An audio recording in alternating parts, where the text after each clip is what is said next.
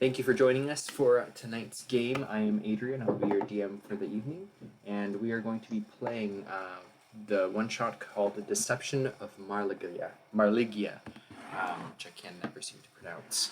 This is a sequel game to a one shot that we did last week, which was the Dwarven Crypt, and this is going to be a sequential game, though not completely like this is not the same party. We have one player who's the same, and I think we'll just jump right into kind of a quick introduction, and then we'll go into actually the game itself. So, starting off with roll 20, let's take a look from our left to right, starting with player list.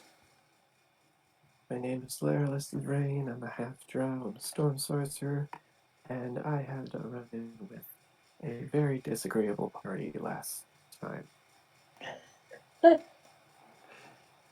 And that will be expanded upon here momentarily. Next over, we have Allison. Or Alison. Hello, my name is Allison. Noli tingere metit sed, memento mori, memento servis suis, veniant omnes.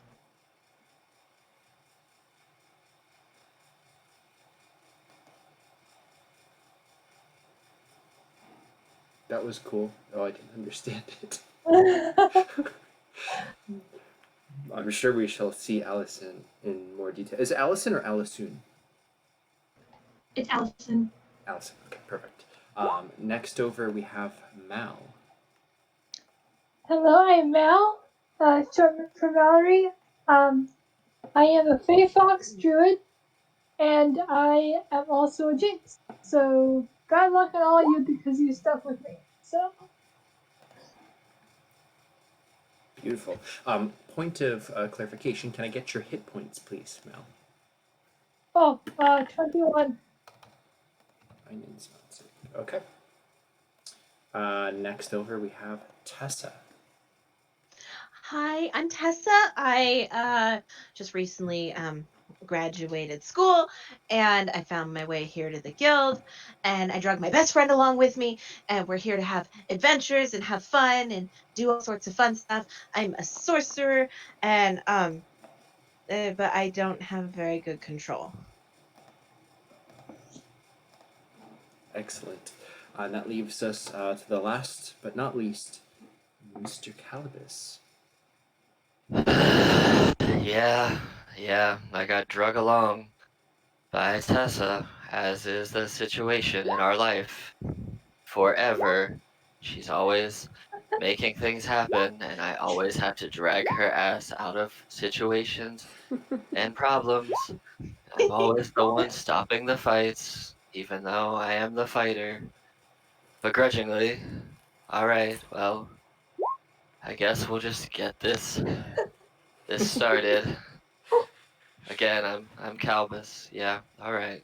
Let's go, Tessa. Come on. This is gonna be so fun! Alright. Already, this is so amazing. So, layer list. When last we left our hero, singular, considering, you had been hired by a pair who found you and some other adventurers in the Dungeon Delvers Guild.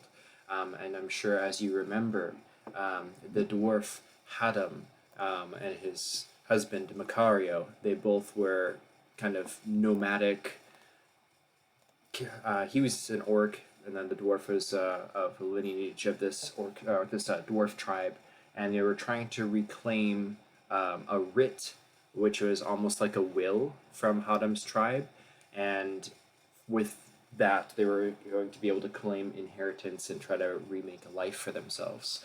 Along with this writ, they were seeking a key, which was to be for their tribe's lost heirloom or treasure chest or something. There was kind of a miscommunication or lack of accurate description, which caused much strife amongst the party and much unbelief and distrust in these two characters. However, both Hadam and Mikariyo are wishing to proceed with the deal, and you, being an adventurer, are still there in the town of Stonehill.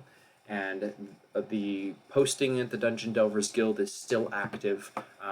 There is a reward of 200 gold pieces promised for participation in this, along with a couple other things, including a deeded property to an old residence that they own. And then I think there might have been a little bit of other stuff, odds and ends. I can't remember exactly. But you are in Stonehill, and it's been 2 days since the last events that you experienced. Now, shifting back over, Allison, Mal, Tessa, and Calvis. You see this job posting in the Dungeon Delvers Guild. It's another job, same as before. In this kind of time period, jobs are fairly scarce. There's a lot of competition between the other Dungeon Delvers, members of this adventuring alliance that's been set up in the world of Erden. The city is constantly getting these types of requests in, but more recently they're all very small and mundane. So, Allison, for you specifically, what is a mundane job that you did last that is very not paying the bills very well? Something very minor. Well, you see, I'm very new to the Dungeon Delvers Guild. The last job I did ended in the death of a small boy. I'm only upset I couldn't land a killing blow since he was possessed by a necromancer. So, mundane? I haven't had anything mundane quite yet. Okay. Well, we will say that this might. Are Irritating, you yes. Mundane, no. are you level 3? I am level 4. So we'll say that the only jobs that you've been able to see, and maybe you didn't even take them because they were mundane, was killing just some dire rats in some farm. There's a halfling farmer just outside of Yearton. And Oh, he's no, been please. No rats. No rats, please. No. I mean, how mundane. So here you are seeing an actual job involving a crypt, and you probably jump on it and take one of the open spots. And you have a 3-day journey over to the town of Stonehill, which you will probably make your way there immediately. Mal, you are also here at the Dungeon Delvers Guild. What would be a job that you either would or would not have done, which barely pays anything and is very mundane? Well, before I did this, I did odd jobs around the city, mostly looking for things I couldn't possibly mess up, no matter how bad my luck got. But somehow I always found a way to mess them up. Okay, so it sounds like maybe you actually did get a decent job, and it was going to pay a couple hundred gold for the safe guardianship over this wagon that was going off. And as your luck would have it, through no fault of your own, the wagon fell off a cliff, and all the cargo was smashed, and you received 0 payment for that job. So here you are back in the Dungeon Delvers Guild. I also did stuff like accidentally hitting myself when I tried to chop wood, delivering the package to the wrong person, and then getting chased by a bunch of ruffians on the way back. And That sounds like a lot of bad luck. How about you roll for me percentile dice? okay. That's a D20. That's a D100, right? Yes, the D100. That is Wow. a 99. I'm sorry, what bad luck? So My character does, I don't.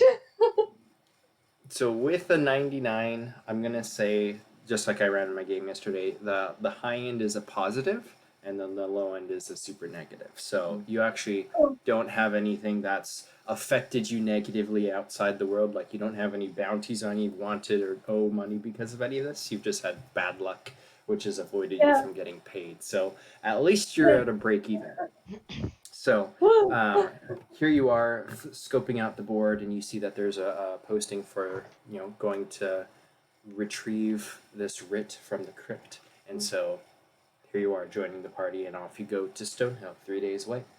Like, I wouldn't take it if it wasn't for the fact that I can't get paid any other way because I ruined all the other jobs. Yeah, all your normal. Yeah, that's hilarious. And then it sounds like Tessa and Calibus is kind of a duo. So tell us together, maybe what was your last job that may have been so mundane, didn't pay the bills enough, and here you are back again. Well, Calbus just tries to learn to paint landscapes, since all he's done his whole life is do athletic things and get Tessa out of trouble. But alas, we tried to take a job to get money for paints, but that fell through because Tessa blew something up. It And wasn't yet, my fault. I didn't know that I could cast fireball, but apparently I can. yeah, well, you can't set the paint shop on fire. That will not let them sell me paint. I Just trying to have a know. nice quiet painting time. But yes, here we are, trying to make up for the loss of paints.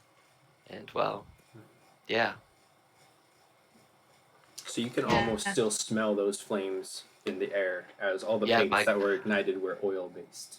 my glorious hair has been singed. It takes a while to regrow.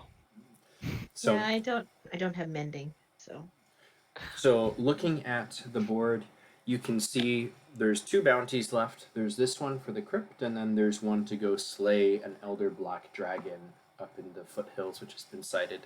And so that's your choice if you want to do one or the other. Those are the only two that are left. Tessa would start reaching for the dragon. Very quickly, Calbus like takes the side of his great sword and just slaps her wrist down. Like, no, not, not that. The other one. Mal is kind of looking between the two poisons, like which one is less likely to get me killed? Which one am I less likely to mess up? Which one? Oh, you're saying that as if death isn't an inevitable end for all of us. And I sometimes it know comes it's faster if you accidentally cast fireball. You're very insightful, bright-haired young lady. Thank you.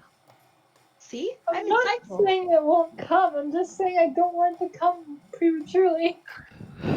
Oh, darling, darling, you have no idea how easy it is for people to die. You trip wrong, you choke on something, you walk in the wrong direction at the wrong time. Death is inevitable and it's all around us. Okay, not talking to you anymore. And with that, you set out the door, anticipating leaving this bizarre necromancer behind, and only to find that you are walking down the road in the same general direction for 3 whole days. So However, I would like to say that in those 3 days of waiting for Laralest, believe it or not, my storm sorcerer is a bit tempestuous and probably has taken to investigating, probably not adventuring as much as just investigating the crypt again. yeah, that's actually exactly what we were going to shift to next, because you do have 3 whole days in which to get up there. So the hike itself, going from Stonehill up into the mountains, where you were able to find out where the location was, it only takes about a half a day or 2 or 3 hours to get up there from Stonehill. So, in the meantime, what would Lyralist want to do?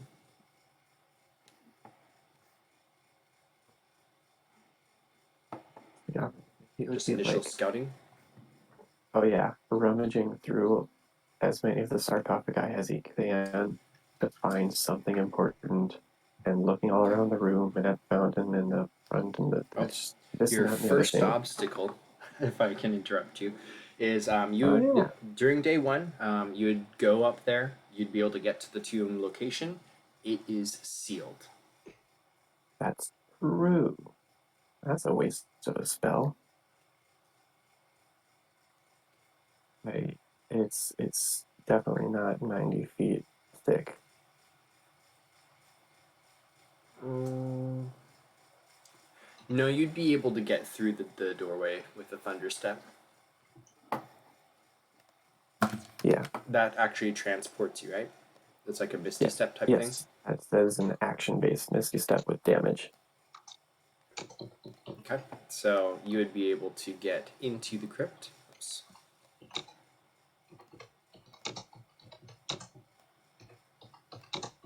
Oh, I saw smoke.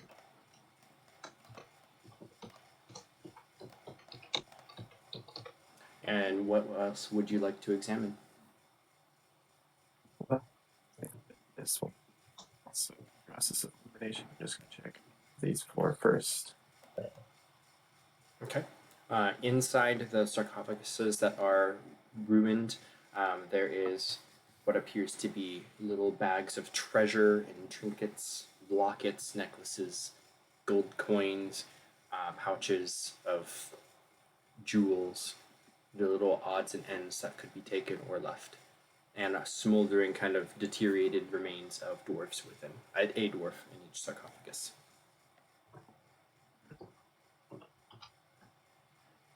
Okay, but not a key. Not by the looks of it. Are you touching What's this? anything? I mean, I would be touching, rummaging through the paraphernalia to see if there was anything useful in there. Okay. There is a breeze that picks up through the tomb, and you hear a voice in the wind. It's not that of the dwarf that you encountered yesterday. It is a feminine voice, but it whispers on the breeze. Hold on. What does an elf do in these crypts? You are no servant of Moradin. Right, not. But doing what I'm told. Begone! And then the wind dissipates. I know it sounds bad, but it's Would Laralist continue? With a frown on his face.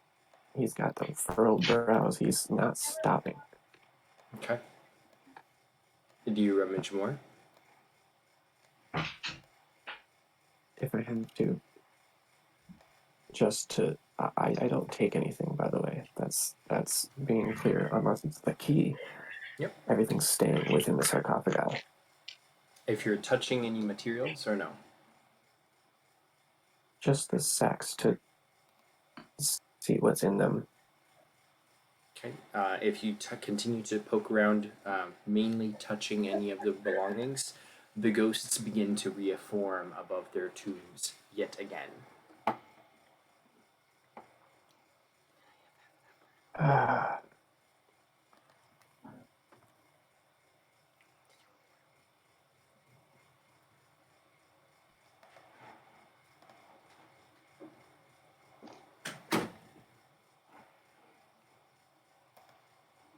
Okay.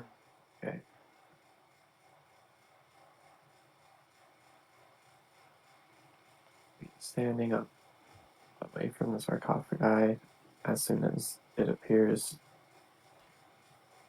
and then assuming it's not moving, swing it back way and just stand in the middle of the right here. Yep. Watching them. The ghosts seem to be hovering above their tombs, standing guard. And again, you hear the voice on the wind. You are no servant of the true Moradin. Leave and be gone. Let my servants rest in peace. Your servants can rest, just let me find what I'm looking for. Stillness. The ghosts stand above their tombs looking at Laralist, their blades unsheathed and gleaming in a very material fashion. At this point, he wouldn't be looking into the sarcophagus. He would walk past, taking a glance at the ghost right here, just to pick up as much detail as he can as he looks up at this eagle. Yeah, it looks to be a stone statue, potentially an emblem carved out of stone of what their clan sigil might have been. They might have been a clan of the eagle, maybe, up in the mountains. And that leaves one last place.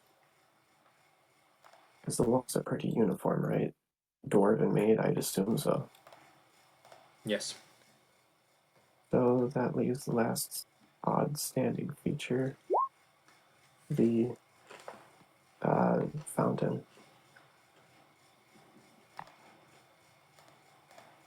There doesn't seem to be any motion from the ghosts as you approach the fountain.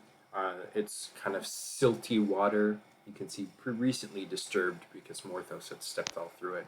But it's all kind of resettled itself. You can kind of see the bottom. There are a couple coins and stuff someone had tossed in there at one point or another. But it's about a foot deep and just kind of trickling down from the source statue.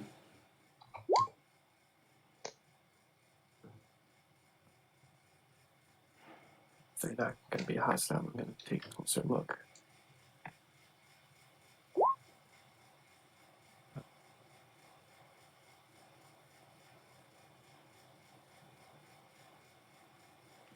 You hear a mysterious voice again kind of echo through in a kind of burst of wind, and you hear the female voice saying, "You're a curious, obstinate elf. Who do you serve?" The living.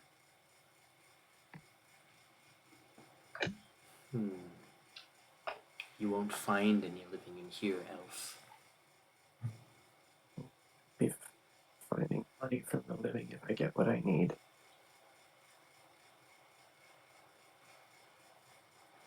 Silence. And I know there's not a whole lot for us to cut back to the other characters. They're still en route to Stonehill. It looks like you're all having fun. I haven't been following along, but if you guys are okay with just kind of wrapping up Laralist's kind of thread here, and then we'll kind of get back.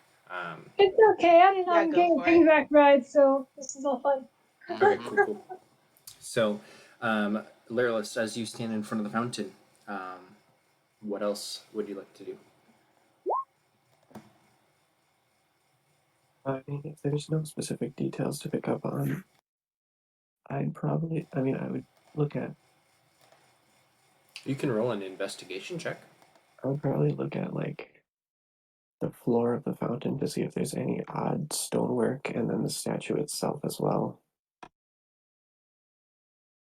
I will take that investigation. Ooh, nice roll. Thank you. Within a 20, you will be able to Mhm. find that the fountain does have a lever at the top, which seems to open up some sort of trapdoor from below, underneath the water.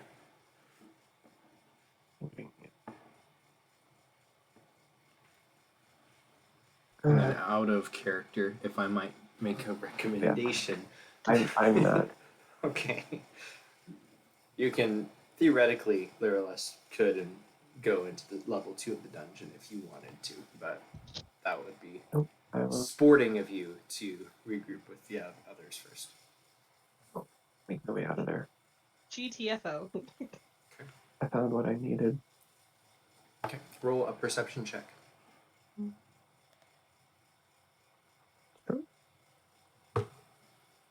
Not great. Oh, it's great anyway.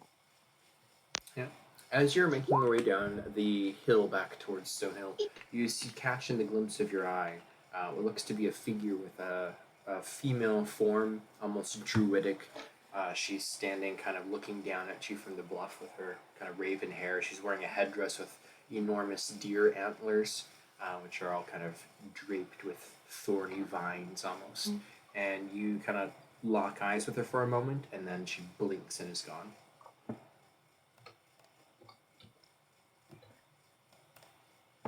You make it back to Stonehill. Wonderful. Altering the timeline a little bit for the sake of the game, the party enters into Stonehill. Again, I haven't really been following the chat here, but you guys are making your way into the city or into the town. This is a growing town, but the main plaza is still kind of a cobblestone open spaceway with a center fountain. There's a couple statues mounted up there. You can see that there is some sort of sorceress, a winged man of some sort. He's got kind of draconic features in his face, but he's got angelic wings. And then you see a centaur holding a mighty bow, and they are all stone crafted, mounted on top of the center well.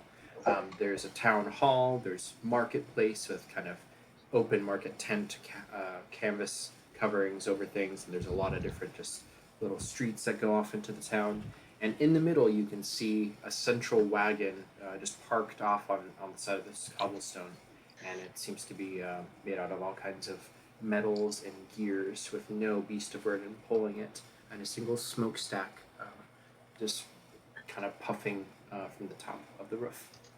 DM, may Allison roll history on the angel-looking statue, or would she know what it is already by the way it looks? Are you also a draconic angel? Yes, I am. You would know that it's one of your kind. Anybody around Allison sees her looking at the statue, tilting her head and saying, "Huh, he's a very unattractive individual, isn't he? But I'm not surprised." Tessa will look up and kind of tilt her head to one side and then turn her gaze to Allison and go, "Well, you can't judge based on a statue. It's kind of like a picture, a painting." And then she, as soon as she says that, she stops and she kind of slowly like turns to look at Calvis and be like, "But not yours, because yours capture every detail and it's great. This stone statue could not have caught every detail of him, so don't be so harsh." Oh, sweetie Tessa, what I'm saying goes beyond the physical. I understand that art cannot fully portray an individual unless done by a very talented artist, as I'm assuming that your dear friend there is. Trust me, what I see, I am not impressed. She knows that I don't paint portraits.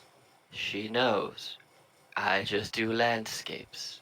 And yes, this is a very attractive statue of this being. But I would like to paint this town. It is, in fact, a not very well crafted statue of the draconic angel. I didn't say I was good at art. I just said I like to paint them.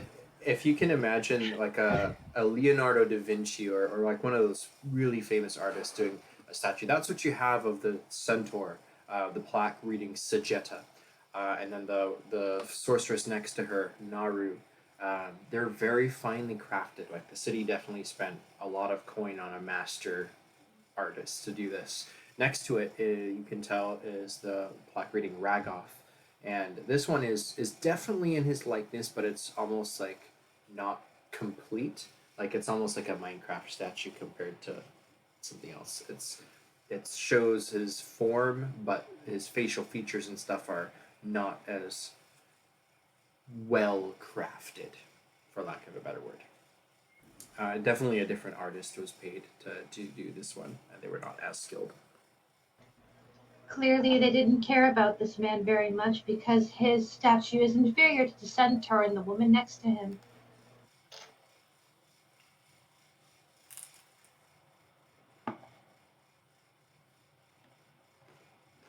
Well, you win some, you lose some. Where are we supposed to go from here? I believe in that direction. Allison will point in the direction they're supposed to be going, and she'll just kind of flutter away. Yep.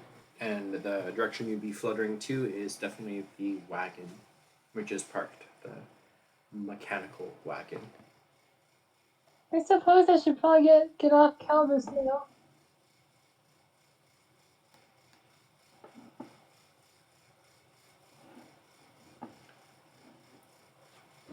There's a moment as you're kind of congregating, looking at the statues, and some of you approaching the wagon, when the door actually opens and out steps a dwarf. And he's looking at you very clearly, almost measuring to see if you're people he's waiting for. And then he decides to go for it, and he kind of shouts, "Ahoy, adventurers!" And he starts to like wave and beckon. Allison will fly towards him, nodding her head. Tessa whirls around and then she spins. She does like a 180 and then she does a full 360 look back at Calvis and be like, "We're adventurers now!" And then a 180 and she takes off running towards the cart. I'm gonna look at Calvis like, do we follow? I mean, if not, she's gonna burn down the whole damn town. So, yeah, I guess we should follow. Let's go. And he begrudgingly just starts walking. Let it be known, Calvis is like in peak physical condition, 6'2", 185 pound, like marble of a half elf. Like, dude is shredded and just doesn't want to be an athletic-esque person. He just is. So, following her. I'm gonna totally fall behind Calvis because I have no idea what's going on. Come on, hop on. And he just like throws you back up on his back and just starts jogging over. Cool.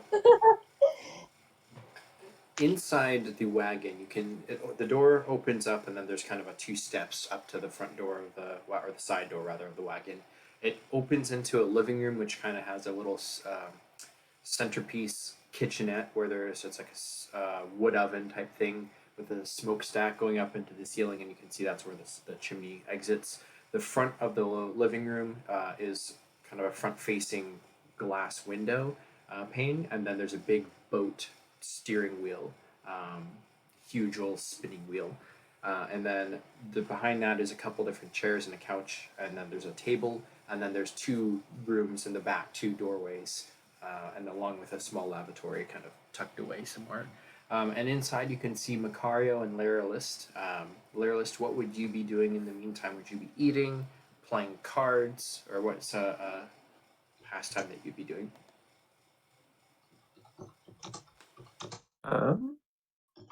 That's a good question. I probably be playing cards with like one fist on my cheek and the other with my hand. Okay. Hand of cards. Mikariyo would be playing with you potentially, unless you're trying to play a single player game. No, I'd be playing with Mikariyo. Yep, he would be teaching you a game called Xialong, which is called Connecting the Dragon in a different tongue, and he's teaching you how to play basically a game of cards, for lack of a better description. I got you. But yeah, if you want to roll a sleight of hand, actually no, with this specific game, Connecting the Dragon, it is an intelligence-based game, so it's not dexterity. There's no way to really cheat at this game unless you wanted to try to screw over the other player and yourself. Nope. I won't go into the rules for it, but you can roll any intelligence-based skill to see if you are winning or losing. Man. Okay. First try. A little bit of luck in the cards, and Mikariyo is kind of dominating this round, unfortunately. But at that moment, Hadam opens the door and motions for people to come in, and kind of breaks up the game, and he's kind of scoots over stuff that had been on the table, like plates and whatever food that they had cooked, and he says, "I think the rest of the party is here." And he steps aside as people enter in, and you can see this dwarf, the orc, and the half-drow all inside. Everything's kind of very cozy. With the windows drawn, you have a kind of picturesque view of the marketplace, and it's like having just a little home parked right there, like almost like an RV or something. And as you all come in, you can see Hadam the dwarf has a cut, which is healing on his lower lip, and he seems excited that you're all here. Word of warning to you four. Don't Question: attack the quest giver. Are we Now, why within on earth would someone attack him? are we within 100 miles of effectively the home city of our characters? Where's your home city? That is a good question. Where are we from? I would figure we were from Sandretta because they met in school. Okay. How far away is that from here? Within 100 miles. Okay. So my background that I chose is athlete, and it's got this fun little feature that is gonna make potentially Calbus's day real bad. Where there's a 50% chance that people just know who I am and they admire me, even though I don't want them to. It's just kind of there. Okay. Yeah, So that makes sense. there's that. Stonehill is a small but growing town that definitely idolizes stuff. As you can see, their heroes are ones who have actually did heroic work and saved this town multiple times. That's why they're statues. But the amount of effort they went to kind of idolize Mhm. a couple adventurers that have done something. Definitely, they would be the type of people to have heroes of these types of things. Okay, cool. That was all. I might end up using this for my benefit later, but continue. Okay. That being said, to piggyback off of Alex's story, since they are intertwined, I chose noble for Tessa's background. Um, so yeah, this could be Okay. this could be very interesting depending on how this plays out. And we did not discuss backgrounds before we made these characters, so this is kind of funny. On that note, since we're talking about it, because we are going to a crypt, I do have historical knowledge as an archaeologist. Beautiful. Jesus. Hold on, All coming I together. need to look what feature I get because I didn't put my feature in. Hold on. I was just scared as a kid. Aww. Aww. Out of game, I have no reason to attack a quest giver, so I won't do Well, that. neither does this character, so. And I still think he deserved it. Allison will look at Lareless and then look at Hadam. I'm so sorry that you got hurt. Would not understand why someone would hurt you like that, especially if you're paying money for help with something that you need. uh, the crypt got to him. Now, you're all brave. Yes? That's a prerequisite. And he kind of gives you a little bit of crazy eyes for a second. His hands outstretched. Again, Allison is under 5 feet tall, dressed in like a really big, poofy white and teal dress with angel wings and a little tinsel looking halo on her head. Oh, yes, I'm very brave. In fact, I feel way more at home in a crypt than I probably should, but that's just because I'm an archaeologist. Well, you are just the one we need. And he kind of looks over everybody one by one. He himself, he's like 4'5", being a dwarf. He's not incredibly tall. So he looks from Allison to Mal to Tessa, kind of pauses at Calbus and just kind of like nods and says, "My God, man, you got some abs." Yeah, that's what happens when you have a purely vegan diet in a town full of meatheads. You become the ideal version of, well, everyone. And it's a curse. So if we could not talk about my abs, that would be great. Oh, you poor thing, you're in the peak of physical health for someone your age. I pity you and the struggles you must endure. He, Calbus is not a smart man, let it be known. So he looks at you and goes, I'm glad somebody finally understands my plight. Allison, Thank you. Allison just looks very adorable and blinks at you. She was being sarcastic and thinks you're being sarcastic and replies with, "Oh, if you need a shoulder to cry on, I'm right here. I'll fly up to eye level if you need me to." It's okay, I'm good at squats. I can come down to you. Mikariyo is just Oh, what a scowling curse. at the table.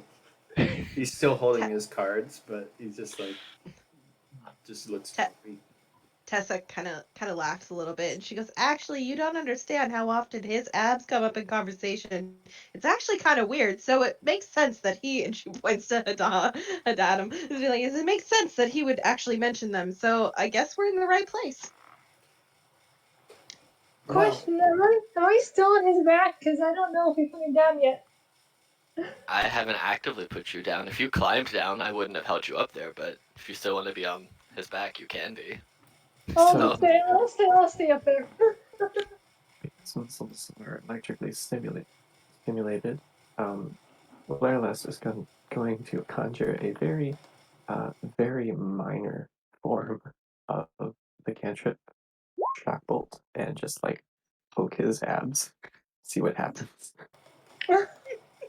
Well, it hits because my AC is 16. Are you trying to actually do damage or just like see No, what I'm happens? not trying to do damage. I'm trying to like muscle stim you. So you poke at the already ripped 8-pack, and as they condense from the muscle stim, you see all of a sudden even more musculature appears, and it becomes a 12-pack with all kinds of cuts and muscles. He just looks at us. Could you just not. Thanks. Allison will cast Mage Hand and just move Lareless's hand away. Yes, please stop, Mr. Drought Elf. He's already struggling with living a life cursed with such a wonderful physicality. See, she understands my plight. Tessa will Thank put you again. Tessa will put her hands on her hips and look really frustrated up at Calvis and be like, "So that one time that you said that I couldn't wash my clothes on your abs, you actually had more space. I could have actually scrubbed them. Shame on you." Washboard abs is a saying, not a literal thing. I'm not even smart, and I know that.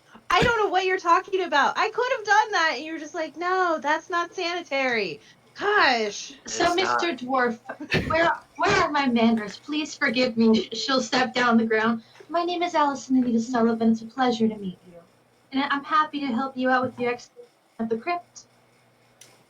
Pleasure is all mine. My name is Hadam, and I guess you might say I'm the instigator. We're able to pay each adventurer the sum of 200 gold. Um, we can also throw in a deed. There's a property not too far from here, which we've had no success in selling. So if it'll help us get to my inheritance, then we would be willing to throw that in as well. Oh, here in Stonehill? Pray tell, humor me, please. I hope it's not too clear to ask, but do you have a home here with a deed that is adjacent to the draconic angel statue outside? Oh no, unfortunately, it's not in Stonehill. It's a little bit closer to the Durnfor mine. So Oh, more don't worry the about it. reaches over here. Oh, I was just curious. Thank you for clarifying. If you can get it to sell, it probably would be another couple hundred, maybe 150 gold. But really, Do the prize that we want is that writ, that inheritance. an inheritance, you say? Inside of that crypt. Fascinating. I presume it is of dwarven ancestry since you're looking for your inheritance? Aye. Um, you might have heard of him. You might not have. But there's a dwarf who the crypt is the dwarven burial site is for Hurrad, and he's one of my forebears. But you might know him as Hurrad the Mighty or Hurrad the Terrible. Most people knew him as Hurrad the Believer, which you might maybe have known him of that. He was kind of a character back in the day. But anyways, that's just to him. He's been dead for generations, and inside it, I believe, is not only a key that belongs to my forebears, but also a writ, which would put me in line of quite the inheritance. Well, you certainly need our help then. I'm glad you called me. I would gain, I would gain a great deal of satisfaction helping you accomplish your goal, especially if I'm allowed to peruse inside the crypt and find anything interesting. I mean, the reason that he was called Hurrah the Terrible is he wasn't exactly a good dwarf. But as long as we get the writ, and I do want that key if you can find it, you'll know it if you see it. I don't really know how else to describe it. It's gonna be a dwarven key, hefty. It's gonna have a lot of weight to it probably, but we need that as well if you can find it. That'd be the A lot, icing on the cake. a lot of weight, you say. Oh, you poor, tormented athletic soul. Your gift, your curse has become a blessing because I can't carry heavy things. That's fine, I guess. If it'll get her to stop washing her clothes on my body, then sure. Technically, this is Oh, your I sock. remember. Oh, I remember being that age and swooning over every single muscular man I met. Ha! To be in my hundreds again. We're not sorting, we're scrubbing, see? And pointed Tessa. Can we go to where we need to go, please? I think I'm as clean as I can be, and these socks aren't getting any cleaner. Yeah, we Oh. actually do need to wash this. She says as she's looking at the sock. Allison will walk over to Mikariyo and Laryless, and she will curtsy and say, "Hello, I'm Allison Anita Sullivan. A pleasure to meet you both." Hello. Hello, Allison. Oh, look at that. And it puts down like a winning card. Mikariyo puts all the different stacks. The way the game is you basically put down any sevens in a normal deck of cards, and you have to play up or down from each of those sevens. And there's a couple more rules. It's actually a really fun card game, but you would be able to beat his hand, and he has to fold more cards than you. So he loses, and he kind of just, without any emotion, just kind of scoops the decks back together, takes your winning pile and starts shuffling it and starts to just kind of consolidate it into an orderly deck and put it away. Well, So, that's 1 and 1. is it all right to assume that you will be joining us inside the crypt, Mr. Mr. Vrain, and yes, I will be accompanying you. A pleasure to meet you, Mr. Vrain. I trust that I will do my best to be a better party member than the ones who assaulted Mr. Haddam. He deserved it.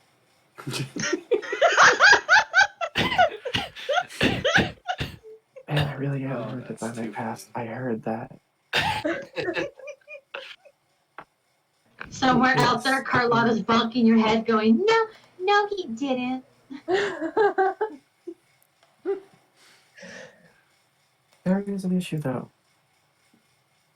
What's the issue? Oh, what is the issue, Mr. Vrain? A mechanical one. I can get myself and one other person past the stone door, but without a dwarf's touch, it won't open. Mr. Haddam, would you be willing to at least walk us there and open the door? I don't think that's a good idea. Isn't there another way? May I roll persuasion on Mr. Haddam? May I help? You may. What's your persuasion at? Mine's at a 3. Mine's a 7. The way that I would rule it is Okay. because you are the instigator, you will be the one rolling. That's totally Okay, fair. so I'll roll with advantage.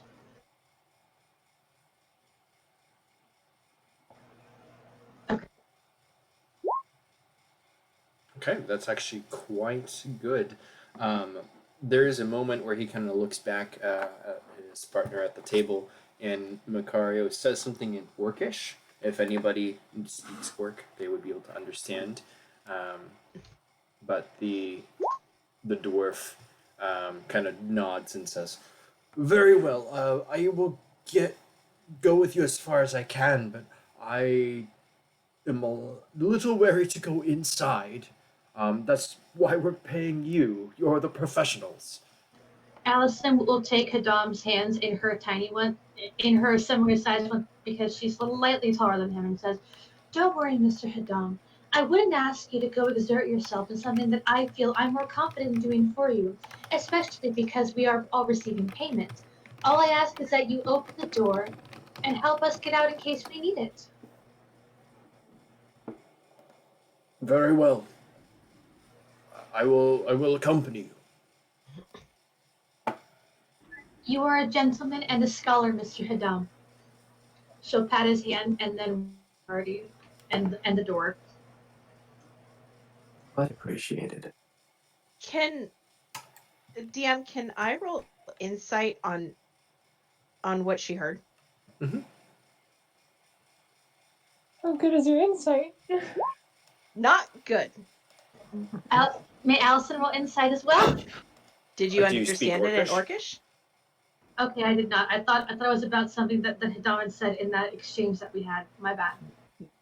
Nope, it was the Mikariyo, what he had said in Orcish. Only one person has told me that they speak Orc, so unless somebody else does as well, then that goes. It basically sounds like. I spoke Common, Sylvan, and Dwarven. That's it. Oh, good. You speak Dwarven though, so if we run into Dwarven stuff, you can read it. Yay. That's why I chose that one. Awesome. Wise choice. Who am I missing? Remember, oh god, that's a lot, but that's no Dwarvish. Nice. I speak 4 languages, including Common. I have Elvish, Infernal, and Undercommon. I speak Common, Draconic, Elvish, and Orc. I speak Common, Draconic, Celestial, and Elvish. Nice.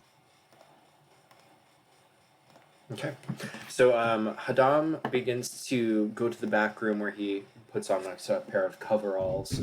He changes it from his kind of more sandal slippers into an actual boot, and then or boots plural because he has 2 feet. And then he gets out a quarterstaff, kind of a walking stick, and puts on a big fluffy like sheepskin cloak, and steps out of the RV, for lack of a better word, Yeah. and kind of takes in a deep breath of the cold mountain air. Mikariyo says from behind everybody, "I shall stay here and keep watch. I will be awaiting you with hot beverage." Well, isn't that gentlemanly?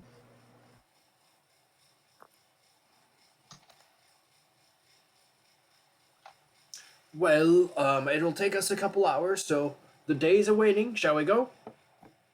Yes, please. Let us go. Okay. Hadam pauses and then runs back inside and emerges with basically a folding chair, which is strapped onto his backpack. Fair enough. And if there's nothing else, the party shall set off, it sounds like.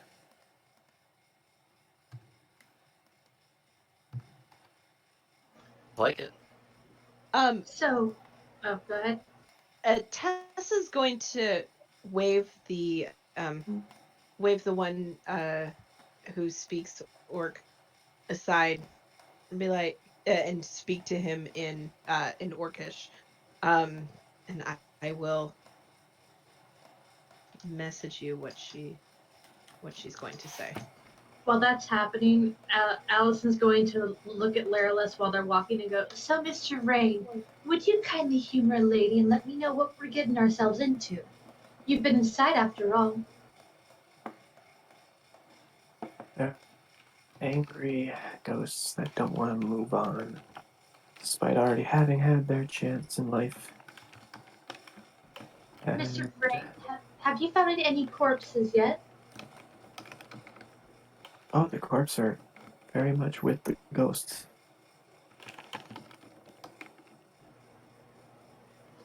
I understand that a ghost is connected to their once living form, but what do you mean by that? 8 sort of a guy, 9 if you count the head honcho. It's a body in each and a ghost on top. I see. And out of curiosity, and Allison will start to twirl her hair with her finger, what does the inside of the crypt look like? Well cut stone. Depression. What kind of stone? Who cut it? Was it the dwarves? I bet it was Dwarven cut, wasn't it? It was dwarvish. Fascinating. Which period of Dwarven cut was it exactly? One of them. I cut what? One of them.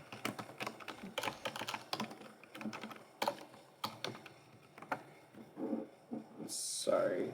So we have a request for break-in about 30 minutes. Okay, yeah, that's fine. That's going to be 9 o'clock for me.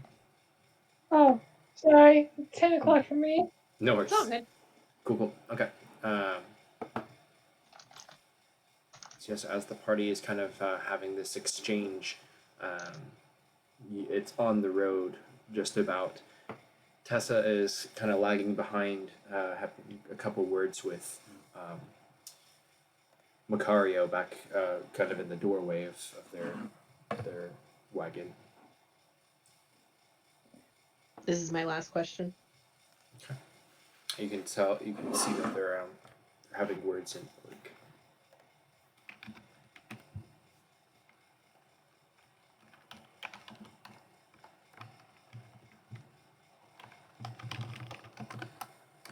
Okay. Let me change the map over.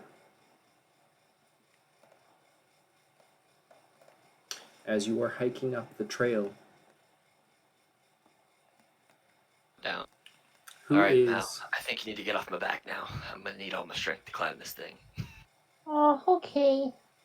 I would like actually marching order. So if you guys want to anywhere in this kind of first leg of the thing, put yourselves in the order you wish to be in.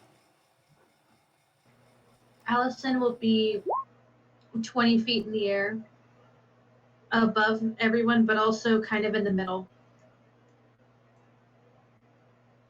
Go up towards the front. Near the front, because I know more or less what I'm dealing with.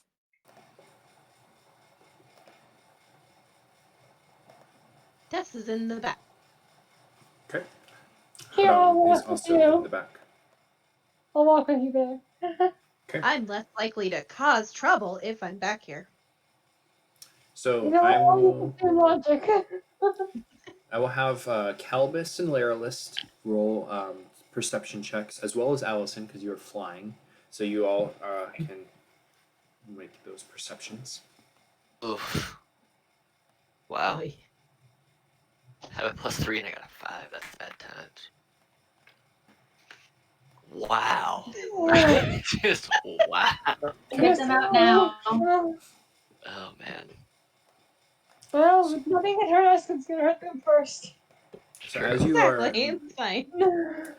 as you're making your way up, there's all of a sudden kind of the noise of falling rocks, and Calbus and Laralist specifically, you kind of are in the path as these kind of large tumbling boulders kind of break free from about 50 feet up the trail and just start crashing towards you both. I need you both to roll dexterity saving throws. Allison, they are falling, and you're in the path slightly, but you'll get advantage on the dexterity save because you are in flight and could more easily kind of dodge out, just out of its path. I'm also 20 feet in the air. Are the boulders that tall? Yep, they're falling from 50 feet up. Okay, they're falling. I thought they were rolling like in Mario. Sorry. Yeah, I mean, they were kind of rolling down the mountainside in a falling motion. They're like rolling and then they're gonna like launch off the mountain and just keep falling down, is how I imagined it. Gravity. So that is a pass, and with advantage, you still take a clip of the damage. It's 1d6 worth of rocks. Clip you on the wing, and it's more like the littler ones, which kind of picked up some more speed, so you're not floored or anything. Both Calbus and Laralist, you're able to kind of dive for cover as these big boulders strike the ground to kind of ricochet and bounce and continue further down onto the mountain. So with a pass, you take no damage. With a fail, you take half. Well, Calbus immediately looks back hold to on. Tessa That's to see wrong. if she is still My okay. apologies. It's a pass is half, so it would be 1 point of damage, and a fail is full, so that's 3 damage. So my apologies.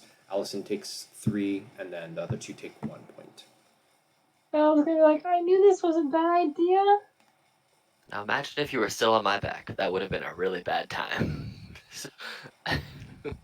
Calbus, are you okay? Tessa will shout out to him. Yeah, it's just a rock. I'll be alright. Okay, So- be careful. I just shout basically as loud as I can. Hey, would you please let us pass? Laralus, who are you talking to? Yeah, lady. There is no answer. I'm gonna take that as a yes.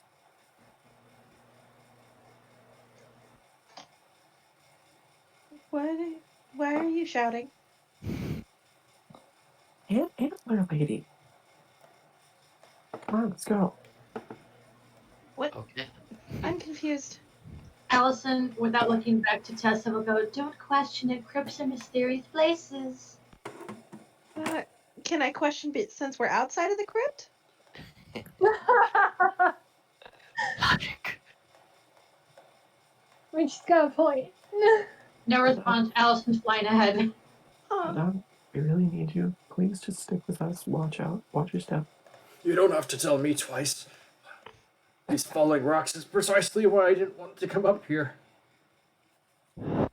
You didn't even get hit. Just stay back there. You'll be fine.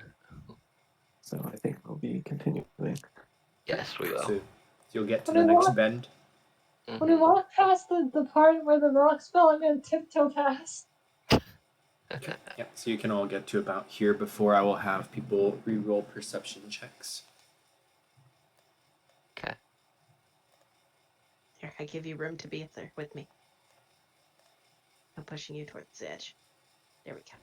For added safety, Allison's flying 10 more feet in the air, the full 30 feet, so she's out of most of harm's way. Okay. You can have a advantage on your perception.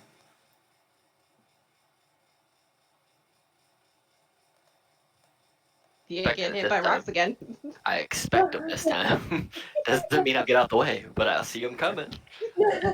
So both Calibus and Allison see him first, but you see Morthos kneeling back to you up ahead around the curve of the bend, and he's just sitting cross-legged in the middle of the walkway, staring away from you. Who's Morthos? Well, that's not Antler Lady. That's one of the other weird ones that was here last time with me. Oh, you know them? Allison will fly down after seeing a suspicious character, look at Lurlis and go, Mr. Brain, was he one of the problem members, or is he alright? I guess it depends on what field of problem you're meaning to talk about, but I think he was more manageable with this quest. Calibus, with a natural 20, I will also need to inform you that you see just around the corner, kind of perched up in the rocks, is Laralist as well. I'm going to look at the layer list that we're with and look at the other one and just keep doing that thing where you're like double, triple, quadruple taking back and forth like, oh crap. Mr. Vrain, why are you here and there? And I put my hand on my great sword, but I don't unsheath it or anything. I'm just ready. I'm not. Then what is that? And I point over at this version of layer list. As you do, he kind of like shrinks into the rocks and almost disappears from sight. Does not seem to be visible to anybody else. Huh. Oh, cursed one, were you just saying something? Is something the matter? Yeah, he was here, but he was also there, and I point to the rocks, but now he's not there. He like disappeared into the rock, but he's still here. Well, how can anyone be two things at once? I don't know. Calibus, do you need water? Actually, No.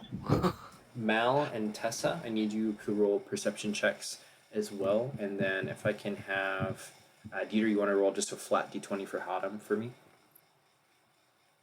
Total Sure. 20. Ooh.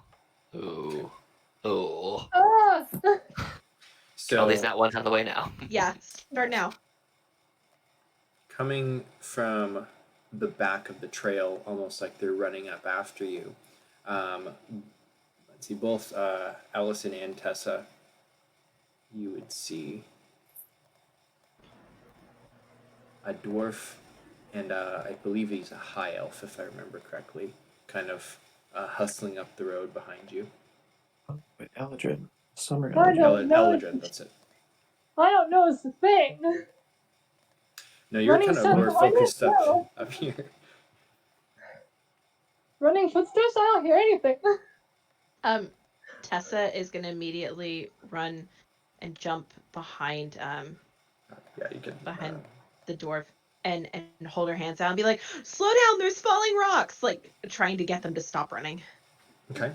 The Eldrin is holding a spear, a javelin rather, and he kind of like steadies himself in like an Olympic athlete.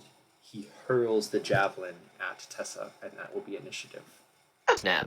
Oh my god, I have to fight Carlotta. Sort of. I have the turntables. Not bad. Initiative. Okay.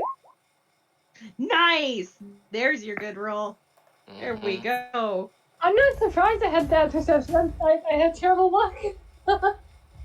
Okay, it's everybody in. Good job, everybody. Everyone made it into the tracker. We did it. We grew up so fast. We can fail at that? Yep. Plenty of people do all the time. It is not surprising. I do it myself half the time. I'm like, shit. Yeah. It's amazing how easy it is to miss that just because like you're so focused on Yeah. like rolling the initiative, clicking the token first. Yeah. Oops, that's all right. Wow, that's an impressive initiative. I'm just gonna use What? one token because they're all going on the same turn. But yeah, okay. Why is Carlotta even here? I don't understand why Carlotta is here. Okay, so that is going to be a 21 to hit Tessa with the javelin, That hits, yeah. and that's going to be another 5 damage with a +2. Got it. Minus 5. There's just a scream of pain from the back of the group. Okay. That is the only action on that round, so the actual initiative goes in, and Mal, you're the first to react. I want to cast Entangle on Carlotta. Okay. I'm not sure how to do this, but let's try this. Are you sure that's a dexterity save for her, or is it strength? A strength saving throw. And that would also catch the Eladrin who's standing next to her. So they'll both roll, and those are a 13 and a 15. What am I supposed to do? Are Your you DC is using, at the top. Huh? Where's What the do I DC? do? What's your wisdom? It's 11. Do you have a spell save for them to? It's 11. I've never used this before. So if you look on if you click on your character sheet and then click on spells, you'll see at the top there is your spell save DC. Yeah, Yep, that's the number he's looking for. and that's 11. Yep, it's 11. Okay, so they both passed, and they have a +2. So the entangle kind of wraps the vines, and then the Eladrin spryly kind of jumps out of the way for it. The dwarf just seems to plow through it. That was a bust. So that's an action. Any bonus or move? Can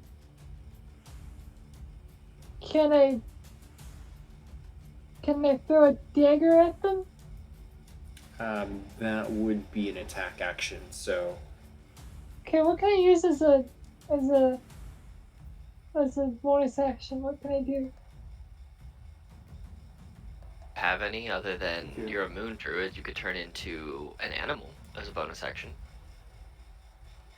Oh, I don't have an idea of what I want to turn into yet. if you're not sure, if you don't want to necessarily use a wild shape, you can just kind of wait to see what happens. Yeah, let's do that. Okay. What happens next is the Eladrin unsheathes the sword and begins to continue to charge up the hill towards Tessa. With a sweep downward with his blade, he attempts to cut you down. And that's a natural 20. And with a longsword, that's a D8, so that's... Hold on. You might survive. Nothing. That's 11 never points mind, of that's damage something. unless you have something else. So it's 1 plus 8 plus 2, so that's 11 damage. No, I take all 11 damage, and I have 1 health left, guys. Okay, so Oh no! Prometheus, just with a mighty sweep of his sword, chops downwards at you, and from shoulder down across your chest, kind of almost drops you. Next to him, this heavy dwarf is just charging forwards towards Mal, and she will take a swing with the warhammer as well, and try to clobber Mal with a 15 to attack. Oh, hold on. Maybe that's my core. Yeah, that hits. As the And person who made Carlotta, she's not that heavy. She's just wearing chainmail. well, the appearance of Carlotta is looking very heavy as she's running up mountain in this Jeez, version. maybe I didn't like her. What is her damage die? Is it a D10 for a Warhammer? I forget what a Warhammer is. I think it's an 8. I think it's an 8. Hold on. It is in fact a D8 plus strength. Interesting. Okay, a D8. So that is going to be 8 points of damage as the hammer comes down on Mal. So 21 minus 8 is 17, right? Mm-hmm. No. 21 minus 8 minus is 8. No, 21 minus 13. 13. Oh, damn. See, I suck at this. Okay, I don't know that. I need to cut my sandwich in half and be right back. Sure. Morthos, standing across the way, stands up and begins to turn. And then he holds out his hand towards Kelbus, and a firebolt launches out of his hand. That is going to fail dramatically, and it just kind of sparkles out of existence halfway down the path. And then the missing Larolith kind of springs back out of the rock down towards you. And he will try to stab you with, I believe, what does Larolith have? A short sword? It's one dagger. Tries to stab you with a +1 dagger. This is 9 hit. No, it doesn't. Okay. Then last but not least, I need Allison and Larolist to roll a dexterity save as more rocks begin to break from the top of the mountain as a fifth figure dislodges another section.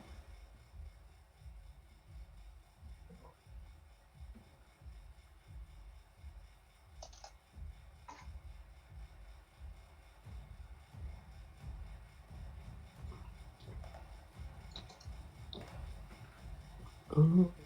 So I have Allison's dex save. How about Larolist? Oh, never mind. I see it. Actually, So that's 1d6 points of damage. So Larolist takes 1, Allison takes 2. And that is their turn. Larolist, the real Larolist. just gonna turn around to other Larolest and say, "I have words for you later," and he is going to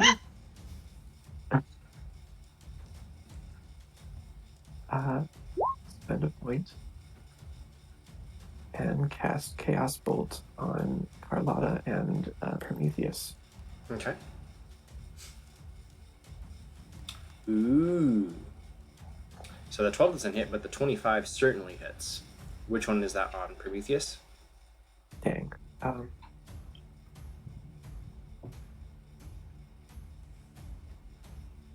I do that? Yeah, probably. Yeah, Prometheus. Okay, so is that 8 damage or is that 1 thunder damage? That's 9 damage, and it is indeed either cold or poison. Okay. We'll Which just one go is with cold. Okay. There is a moment where the Chaos Bolt, if you want to describe it, hitting him, and then I will describe his reaction. So instead of launching out one bolt, both of my hands extend and out shoots 2 bolts. One a frosty cyan, and the other it looks like a kind of almost transparent psychic lash out towards Carlotta and Prometheus. It would seem that the psychic chaos bolt peters out a bit and swerves to the side as it is going through Hadam and Mal. But the other one does manage to strike Prometheus square in the chest. Yeah. The dead-on hit causes him to flash a wince of anger almost, and for a moment, it looks like he's screaming, but there's no sound. And then, almost like an aftershock, there's a female, and Prometheus' form twists and morphs, and you see a huge centipede standing where he was a moment before, with an extreme burn on its center underbelly.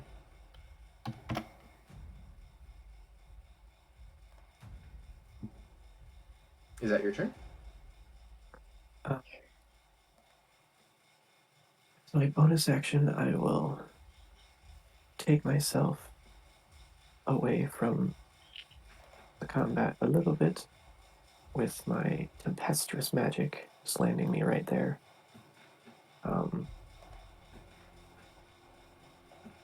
And I don't really want to move, so yeah, that's it. Okay. Calibus.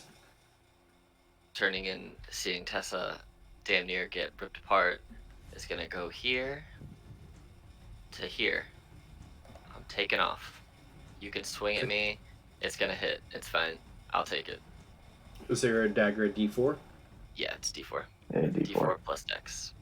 Okay, so that is going to be, because it's a +1, so it's 4 plus 4 is 8 points as he critically stabs it between your plates Cool. in your back.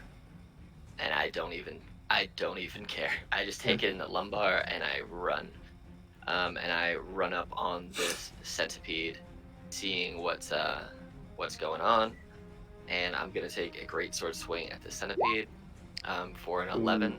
An 11 Does it is miss? not going to hit. I'm gonna immediately action surge, and I'm gonna go ahead and attack again. Okay. Jesus. Well, now I'm standing there. Hopefully, I will become the bane of attacks for whomever it is Yeah. that. Feels bad, man.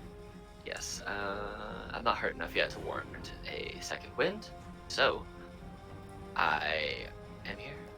Okay. You really Tessa. shouldn't have moved there, because now you're gonna get hurt by me. Yeah, and I was going to do something that would hurt only the two baddies around me, and now you were right there. Fine. It's fine. Do what you need to do. Calbus is used to it. Your antics by now. Just do what you need to do. That's true. Do it. Feeling exhausted, realizing that she was surrounded by two enemies and now she's got her best friend beside her, she takes in a deep breath and pulls a trinket from her neck, which is in the shape of an hourglass, and she holds it in between her two hands like her image, and it just slowly starts to spin. And she closes her eyes and focuses real deep, and she's going to cast magic missile at level 1. And that gets me 3 darts. It does give you 3 automatic hits. Are you doing them all on the same person, or how are you splitting them up? First one's going to go to this guy. Is he dead? That is 5. 5 points will kill it. Yes. Great, and the second 2 are going to this one. Okay. And I could have slayed both of them. Damn. If I would have hit them. Yep, for sure. So roll me a d20, please. Boop. 3. Okay. So nothing happens besides your magic taking effect. You score a direct hit on the first one, and it just kind of crumples down into a heap, writhing and kind of twitching after it's dead on the ground. The other one, the dwarf in the shape of Carlotta, kind of squeals a little bit, and you did 7 points of damage to her. Her form also twists and changes, and he reveals the centipede. The human-sized centipede with a lot of legs, a lot of clicking pincers, and the feminine voice screeching. And then, as a bonus action, I would like to drink a health potion. Okay. Where do you keep your health potion? I would keep it in probably in my backpack that's on my back. Okay. Sure, you can drink your health potion. I'm like, is it still there? Oh, that's max healing. Backpack is probably the most arguably action requirement out of all the places you could have chosen, but you can still use it as a bonus action. That's fine. Okay. Is that your turn, or any move? That is the end of my turn. She's gonna look really exhausted, probably covered in some blood, but she's gonna give Calvis the thumbs up before she kind of like leans over and lets kind of her hourglass kind of dangle from the necklace around her neck and just kind of breathe a little heavily. You hear another long sigh, but it's not a frustrated sigh. It's a relieved and focused sigh. Okay. Different. Communicates through sighs. Very, very different. This is positive sigh. Gets another thumbs up. So, Allison, that brings us to your turn. Allison is going to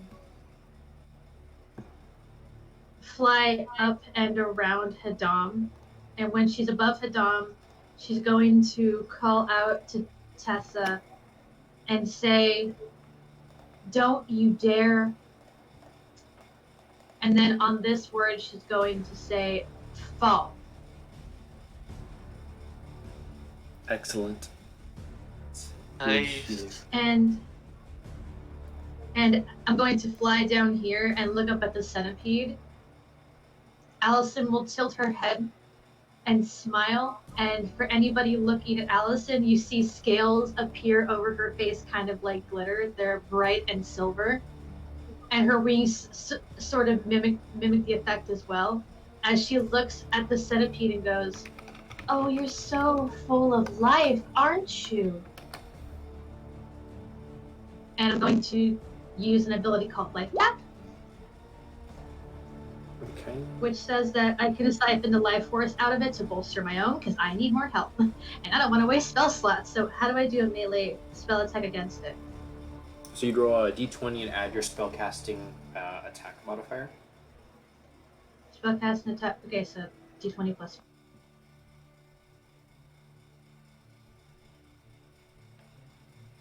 Okay, that would definitely hit. So you can roll 1d8, Okay. and you gain temporary hit points equal to the amount of necrotic damage dealt. So that's what Twice the d8 for. amount. Okay, so just it's equal. d8, okay, yes. I thought it Yeah. said twice. You gain twice as many temporary hit points from using this feature. Okay, maybe sure. Oh wait, never mind. Oh, if only- it kills it. If it kills Only it. Only if I kill it. Only if I kill it. I missed wish. that part. I can't read. A d8 that actually does kill Oh. it. Damn. So you do 7 points of damage to it. Allison So that's. will. Sorry. Go ahead.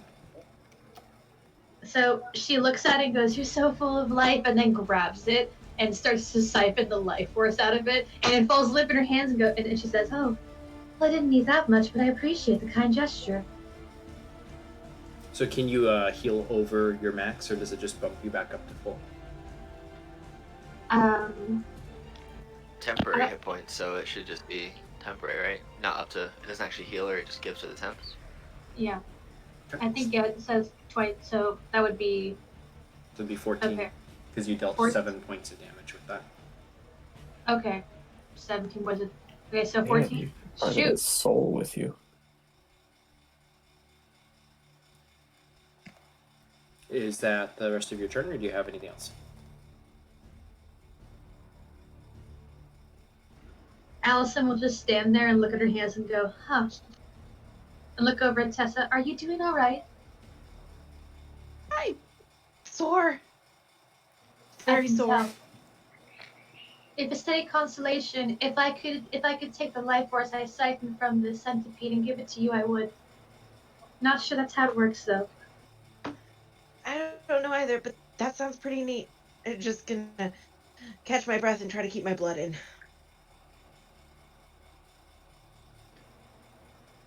I think that's all I can do. Okay. Then next over is Mal.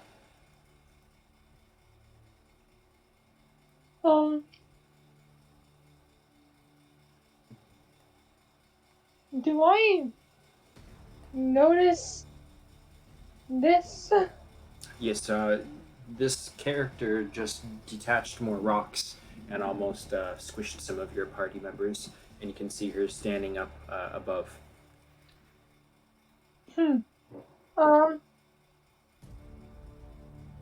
Okay. Uh, I guess I will try. I don't know exactly what this does. I've never used it before. Ooh, a It's moonbeam. strong. So moonbeam, you will summon down a radiant ray of light straight down from the sky, and I believe it's on just one square. So if you want to put it on top of her, and then that deals 2d10 radiant damage minus the Constitution save if she passes. She fails, so you do 2d10 points of radiant damage. 2d10? Yep. And then every turn you can take, I think it's your bonus action to move it around, if I remember correctly. Nice. 13, that is not quite enough to kill her. However, it does morph her form into the one you see now before you, scalding and burning away. It looks like its shell is all but disintegrated and it's just kind of meat left behind. I'm gonna need a long rest soon. I'm using up all my spells. Is that your turn? Well, I can't think of anything else to do. Okay. Then that concludes a round of initiative, and it is about 9 o'clock for me, so I think we're going to take a quick 10-minute break. So Works for me. let's say Break time. in just at the 10 mark, so I guess that's closer to 7 minutes. We'll shoot for that. Awesome. Sounds good. Okay. I will see you guys then. I will mute for a second. All right.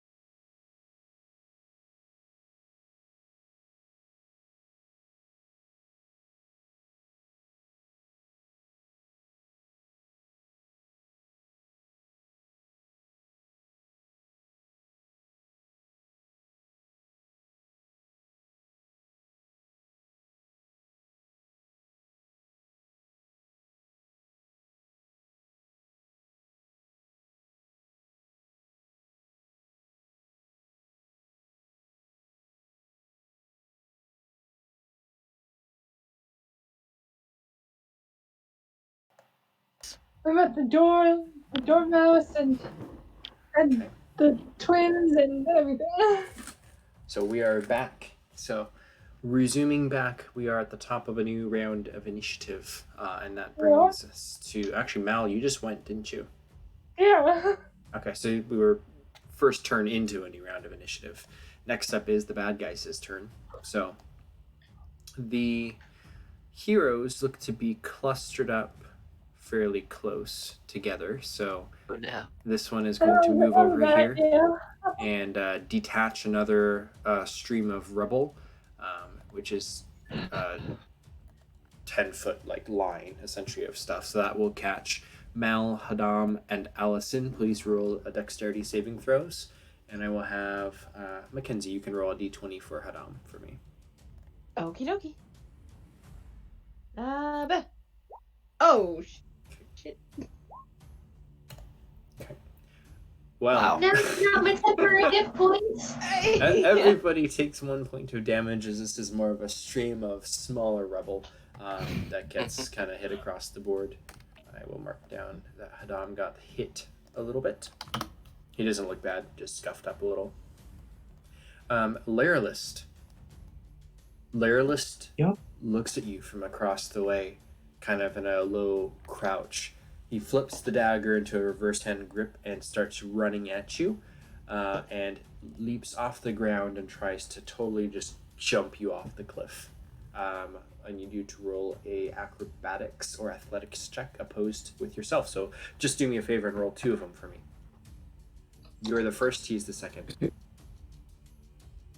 Do I get to choose which one?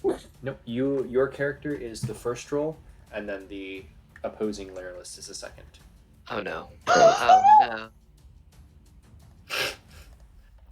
Unfortunately, with a natural 1, you grab yourself and launch yourself off of the cliff and begin falling. How fast can I cast a level 1 spell?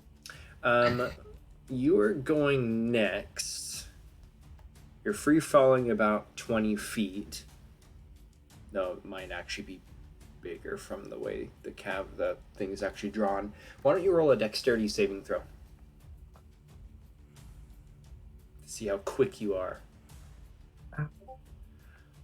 What spell are you wanting to cast? Literally any of them. Any leveled spell. Okay. I think that's a little bit too wide of an array for me That's to... drift magic. Okay. I want to use that 10-foot free movement to just stop myself. Okay. That will fly up to 10 feet without provoking attack of opportunities. I will say that as you're free falling, this opposite of you is kind of just grabbing onto you by the shoulder pads of your armor and just kind of driving you down into the ground. And at the last moment, you decide to cast your tempestuous magic and kind of burst yourself out of the fall and more into a roll, and you tumble down onto the ground. Both of you will take no falling damage because of that, and your grapple is broken. I do actually have to cast the spell in order for tempestuous magic to work. That's the key. I have to spend the spell of first level or higher in order to do it. Okay. That's why I was asking. I will say if you want it to work to break your fall, you can burn a spell slot to invoke it. If you want... fine. I'll just shoot off somewhere. Okay. So yeah, you can just mark off that you cast a spell and you take no damage, and then you kind of break apart as you land on the ground and kind of roll over. That will almost bring it to your turn. However, Morthos steps around and you can see this half-elf bard, I believe, kind of strutting down the walkway. And then he holds out his hand again. Mal, roll a intimidation check for me.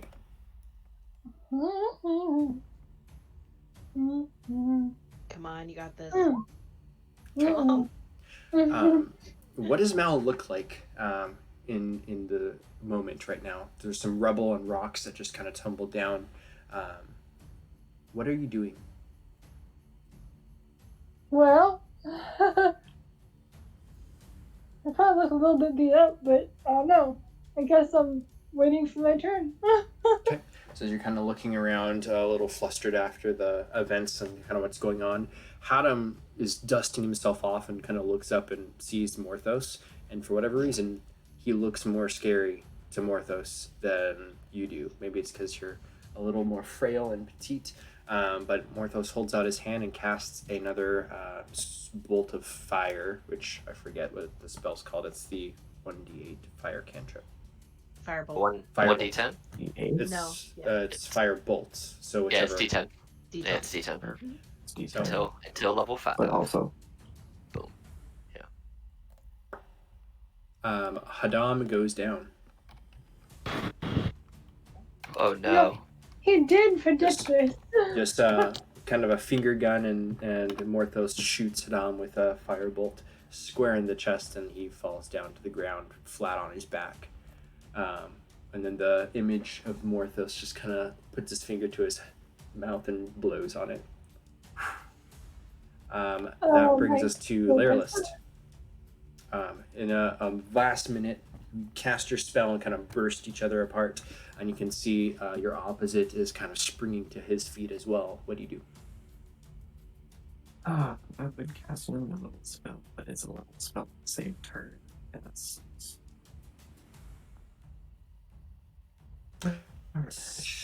Technically, that would have been your reaction, and then now it's your turn, so your actions have refreshed. Then I'm absolutely doing this. You're a real pain in my ass, me. This is too much fun. I'm going to have you roll a strength saving throw on your character sheet. Okay, Yes! he fails. And he is restrained. And he is restrained, which means he can't attack me, so I'm literally going to just pop on the fist. I'm so happy It that strangles me underneath me. I'm so happy that I don't have to roll for Carlotta because we'd all be dead. So he is covered with rock, kind of like a toff trap type thing.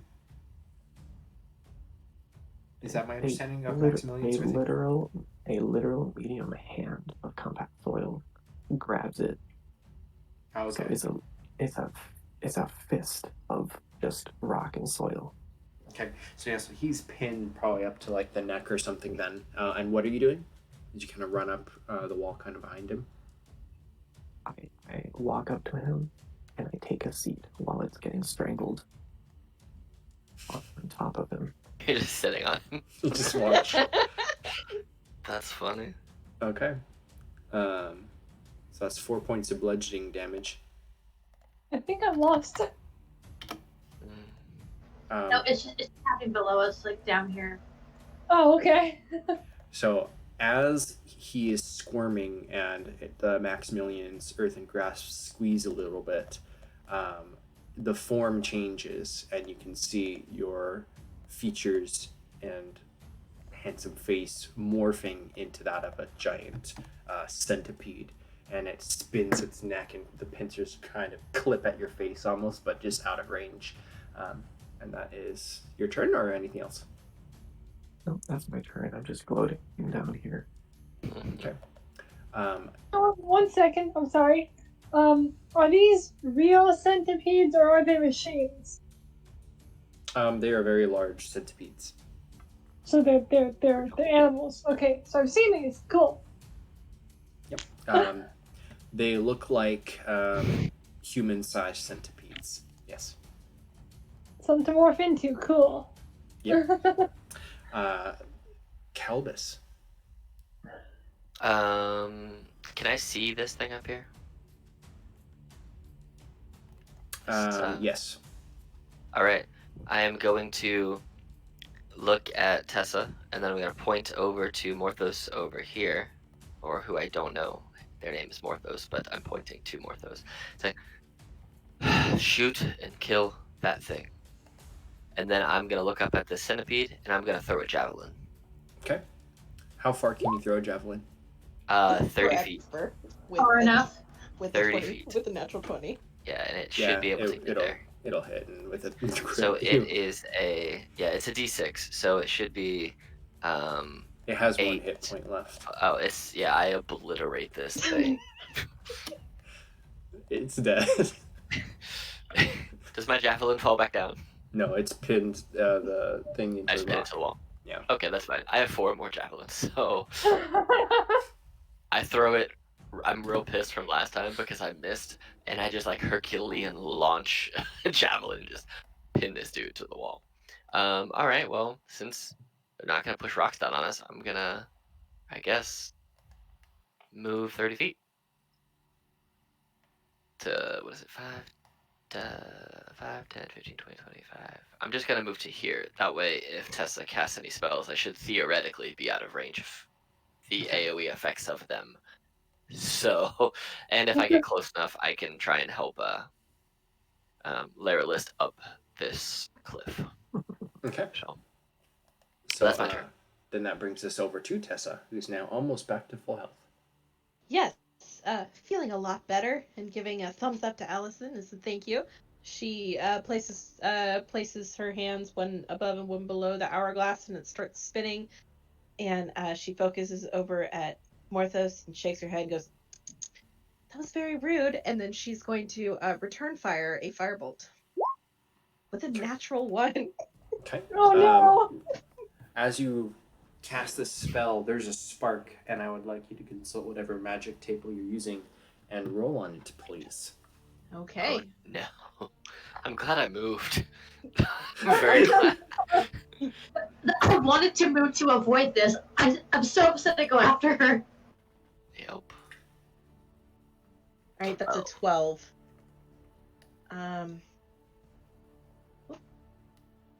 Are you just using the regular magic search table? Yeah, roll a d10. Your height changes the number of inches equal to the roll. If you roll odd, you shrink. If you roll even, you grow. Oh my god. I shrink 7 inches. Okay. How tall are you now? She's 5'4". She's short. So No, you're she's close to shorter. Allison's height. Whee! Oh, you're so cute. So you. 4'9". So Tiny. I imagine you kind of like point out at the visage of Morthos, and you're like, "Ha ha!" And then you go Mario noise.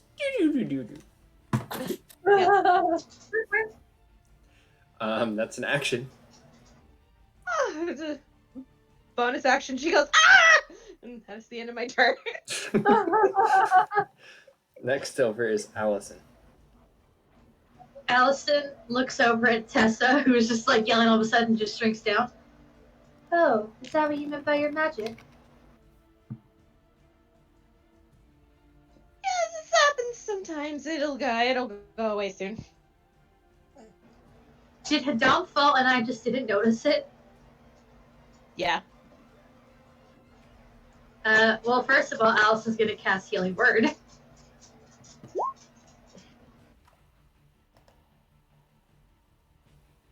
What do you Allison say? will say, "Get up," and on up, Hadam will be healed. Let me check.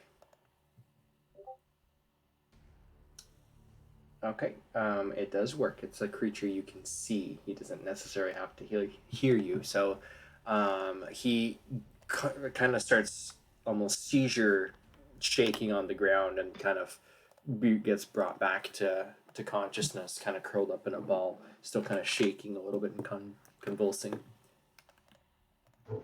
Are you all right now? Oh, good, your eyes are open. Hold that thought. Has the Morthos taken any damage? Does not appear to be anything. No.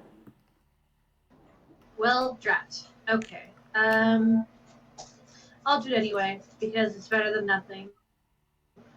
Allison will cast Toll the Dead on Morthos. I need him to make me a wisdom saving throw. Okay, that is going to be a 13.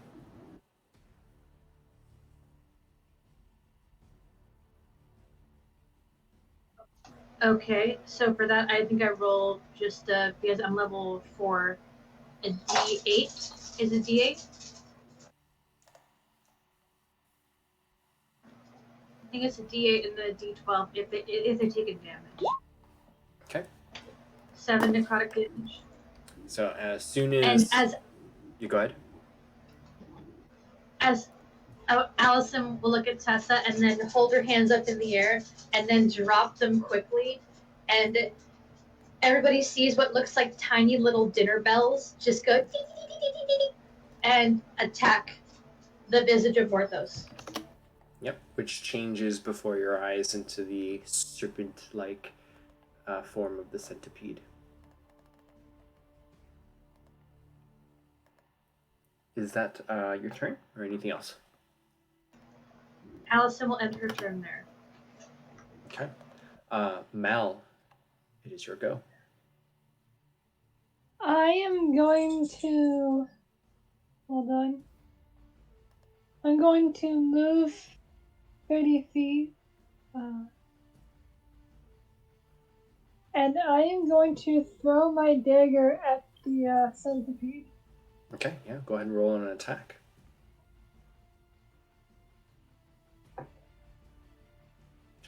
Damn it. Well, now one's already. The dagger kind of goes spinning, but curves out of control a little bit and just kind of strikes the dirt a little bit over. Told you I was bad luck. It's fitting. So it's a move and an attack. Do you want to use any bonus, or just end your turn? I'm getting annoyed, so I think I'm gonna shift. Okay. What do Uh, you shift into? what animals have I seen? Tell me what you want to shift into, and then we'll say if you've seen it.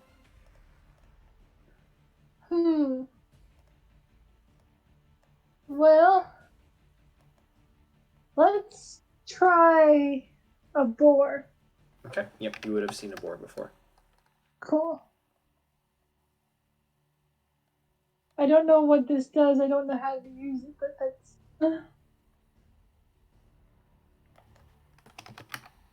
I'm not sure what happens when I shift. So you would immediately start changing shape into the shape of a boar, and you'll have stats of the boar while you're in wild shape. If you want a quick link to them, I linked there's that, or I linked an actual document with all of the potential examples of creatures you can change into. And on page 13, you have Giant Boar. It has the attacks, the HP, all that stuff. Whoa, slow down. What am I looking for? If you scroll up, you'll see that Mackenzie posted Druid 101 Wild Shape Guide, and then I posted directly under that a PDF of beasts, which is just beasts. And you can scroll to page 13 on that, and you'll see Giant Boar statistics, and those are your current attack statistics and HP and stuff as a boar.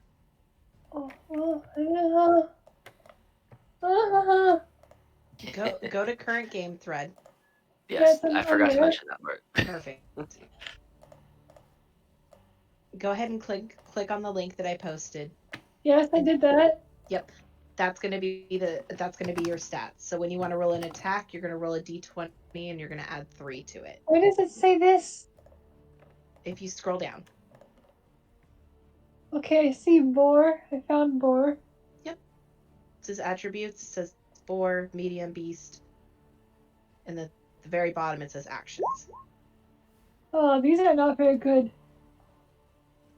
Yeah, but you get extra health. Yep. And you can. So and your you can always your do a health giant is now boar. 11. There you go. My But health is 12. My health is 12 now. when you lose HP as the animal, you don't die. You just turn back into your regular form. Yep. So it's like an addition. It's like temporary sort You know of. what? I'm not gonna shift yet. I'm gonna look through this more. Because this is getting kind of out of hand. Yeah, druids are kind of a difficult class. They're fun though. I never had one this powerful before.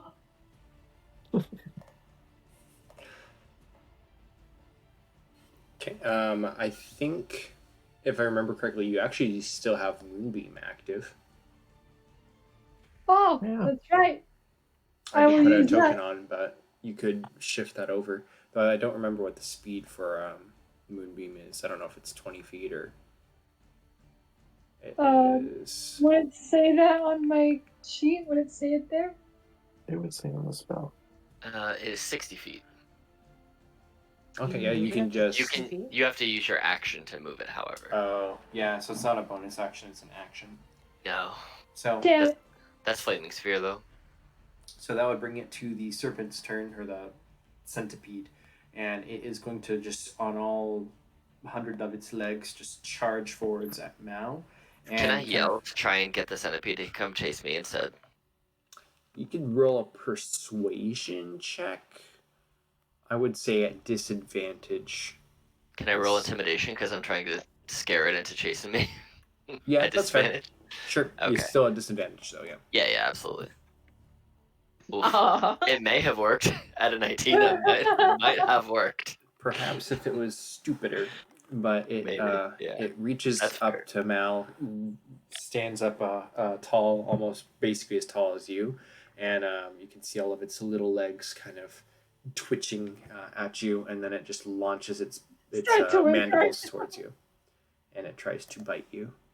Oh That is shit! a 7, so that's not going to hit, most likely. No. The other creature squirming underneath the rocks, can it try to make a dex save to try to wiggle its As an way out? action, to break out, use an action to make a strength check against the DC. Okay, +3, that's a 13. Nope. Okay, it wiggles and is restrained. Then Laralist would get to go. Another strength save. Yep, that is going to just carry on and keep damaging it. It is not dead yet. Gordy. Okay, anything else? Just let it take you. It'll be fine. Calvus. Alright, well. What do we do for flanking bonuses, or is there any? You have to be directly across from somebody to I can get it, fit or there. have pack tactics. I can fit there with 30 feet. Okay, then I will grant you the flanking bonus. Is it advantage? Is it +2? What's the... Rules is written, I think it's advantage. Okay, I'm just making sure. Alright, so I'm going to attack with my greatsword from behind this monster.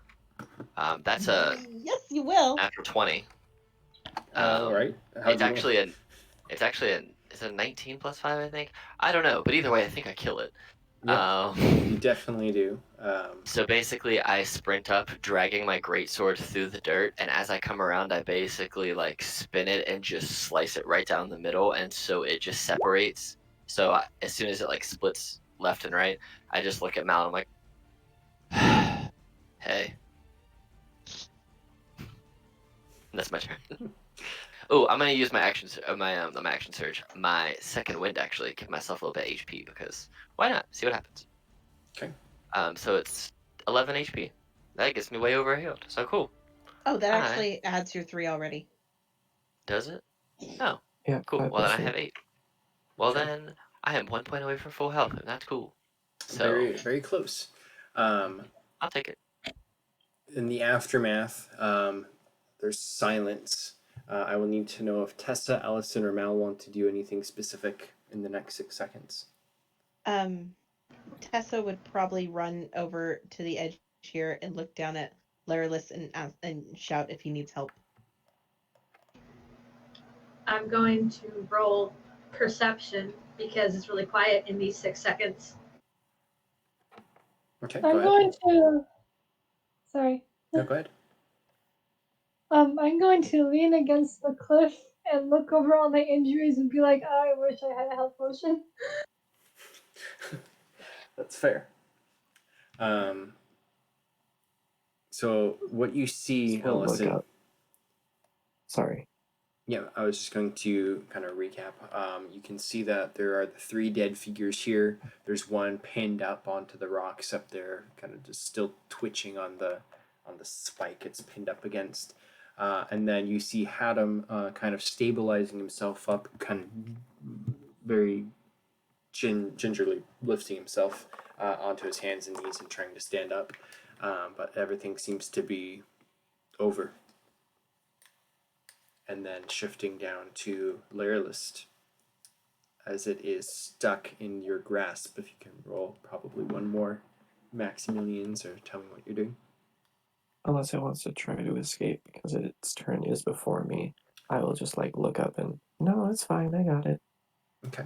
It will look up at you without trying to escape, and then you just hear the feminine voice.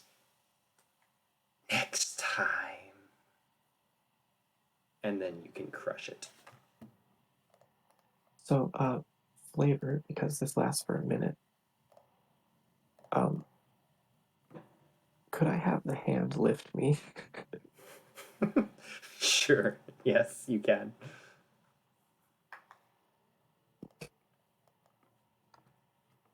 Thanks. I'm appreciative. Yeah. So Tessa, looking over the edge, you ask if he needs help, and he stands on this rock hand, and it begins to elevate him back up.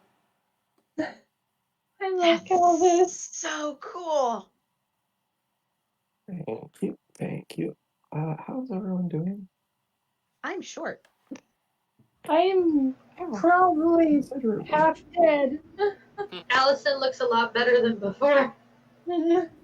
Albus looks fine. Dirty boy.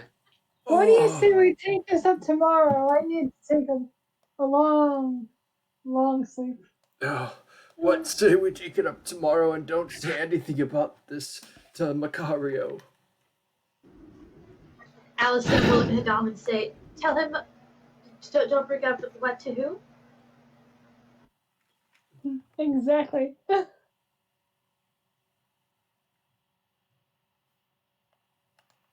Allison, because it seems like we're taking a rest, is gonna walk over to Mal.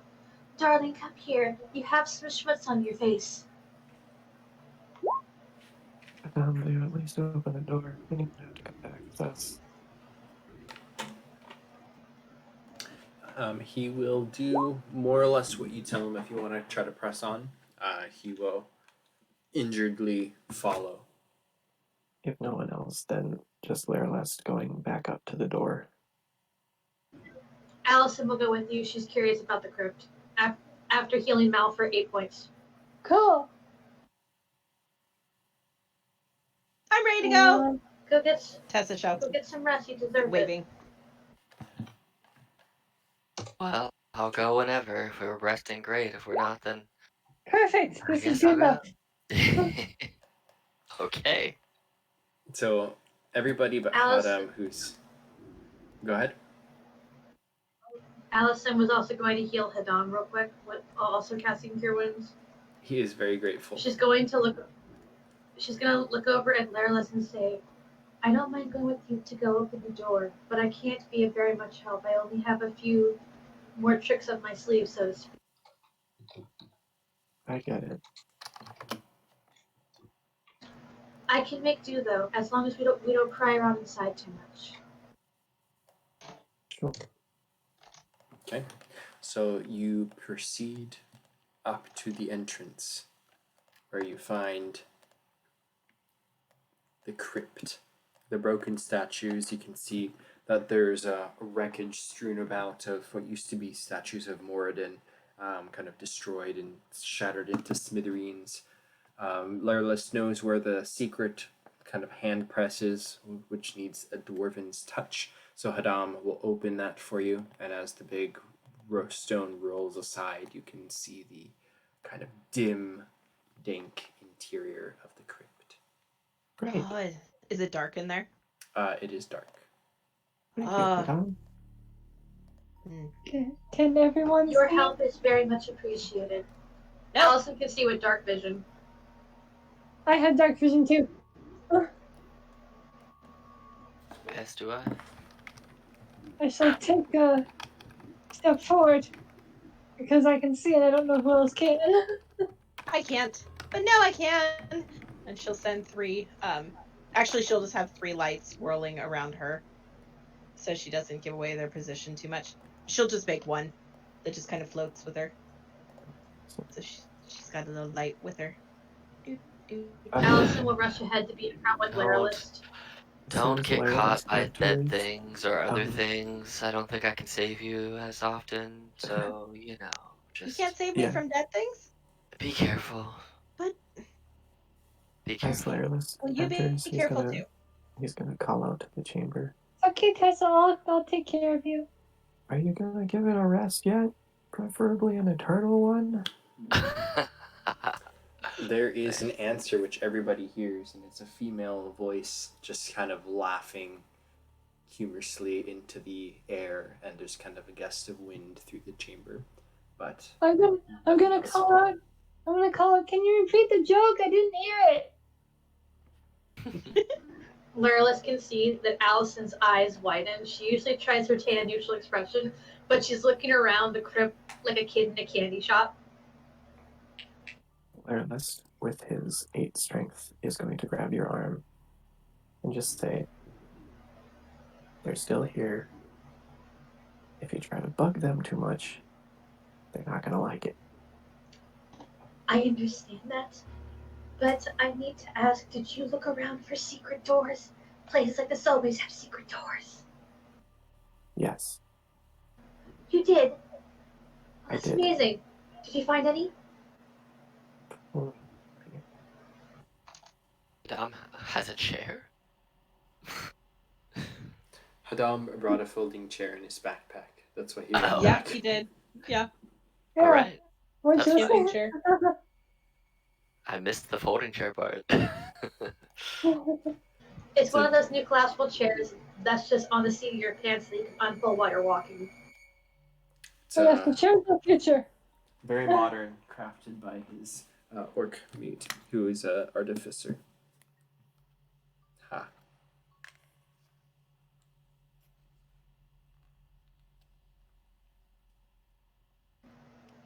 So, There you go, There. everyone. This is what Where's- it is. wait, where's the secret door? I want to go look at it. Are you sure? Thought we were taking a rest. But the secret door, I want to know where it is. It's going to bother me all night. I don't need a rest anymore. I mean, we could, but I don't need it. I'm gonna fiddle with the statue lever. Okay. Your mage hand depresses it and rotates in the correct spot, and you see there's almost like a valve that changes, and the bottom of the fountain begins to depress. All the water kind of rushes out, and the flow continues, but just kind of spilling out into what appears to be a drain. And then there's a grinding of stone as step by step the staircase turns into a circular descending staircase. The water just kind of lacing the edges, kind of trickling down over the steps into the depths. That's pretty nice. Oh, Allison advantage. is watching, and you notice her wings are just kind of like it's kind of like it mimics where a dog is like wagging their tail, but her wings are just fluttering. Oh my! Can we go down the steps just a little bit before we go to sleep? Just a little bit. How much magic do you have on you? I will tell you out of character, she has one offensive cantrip and 3 spell slots left for level 2. Sure. Not too far, though. Oh, are we going exploring? Okay, all right, everybody. I can only grab her and leave if we get into danger. Allison looks at him and like she kind of tries to do a wing flex and goes, "But I can fly. I appreciate the help, though. Can you It's teleport? okay. We'll have Calvis with us. I can fly." Oh, do you want me to just go ahead and go down there and see what it is? And if I die, then you'll know not to go? Well, no, I don't because then know. you might die. No. I just meant that you'll be there to save us if something happens. I mean, yeah, but do you want to stay up here for a bit and take a nap, or are we trying to go downstairs? Like, I'm good to go, but I we think good? I'm good. I think I'm good. What about you, Tess? Are you good? I'm good. Okay. Well Let's then, go, let's go, let's go, let's go. are you so Okay. short?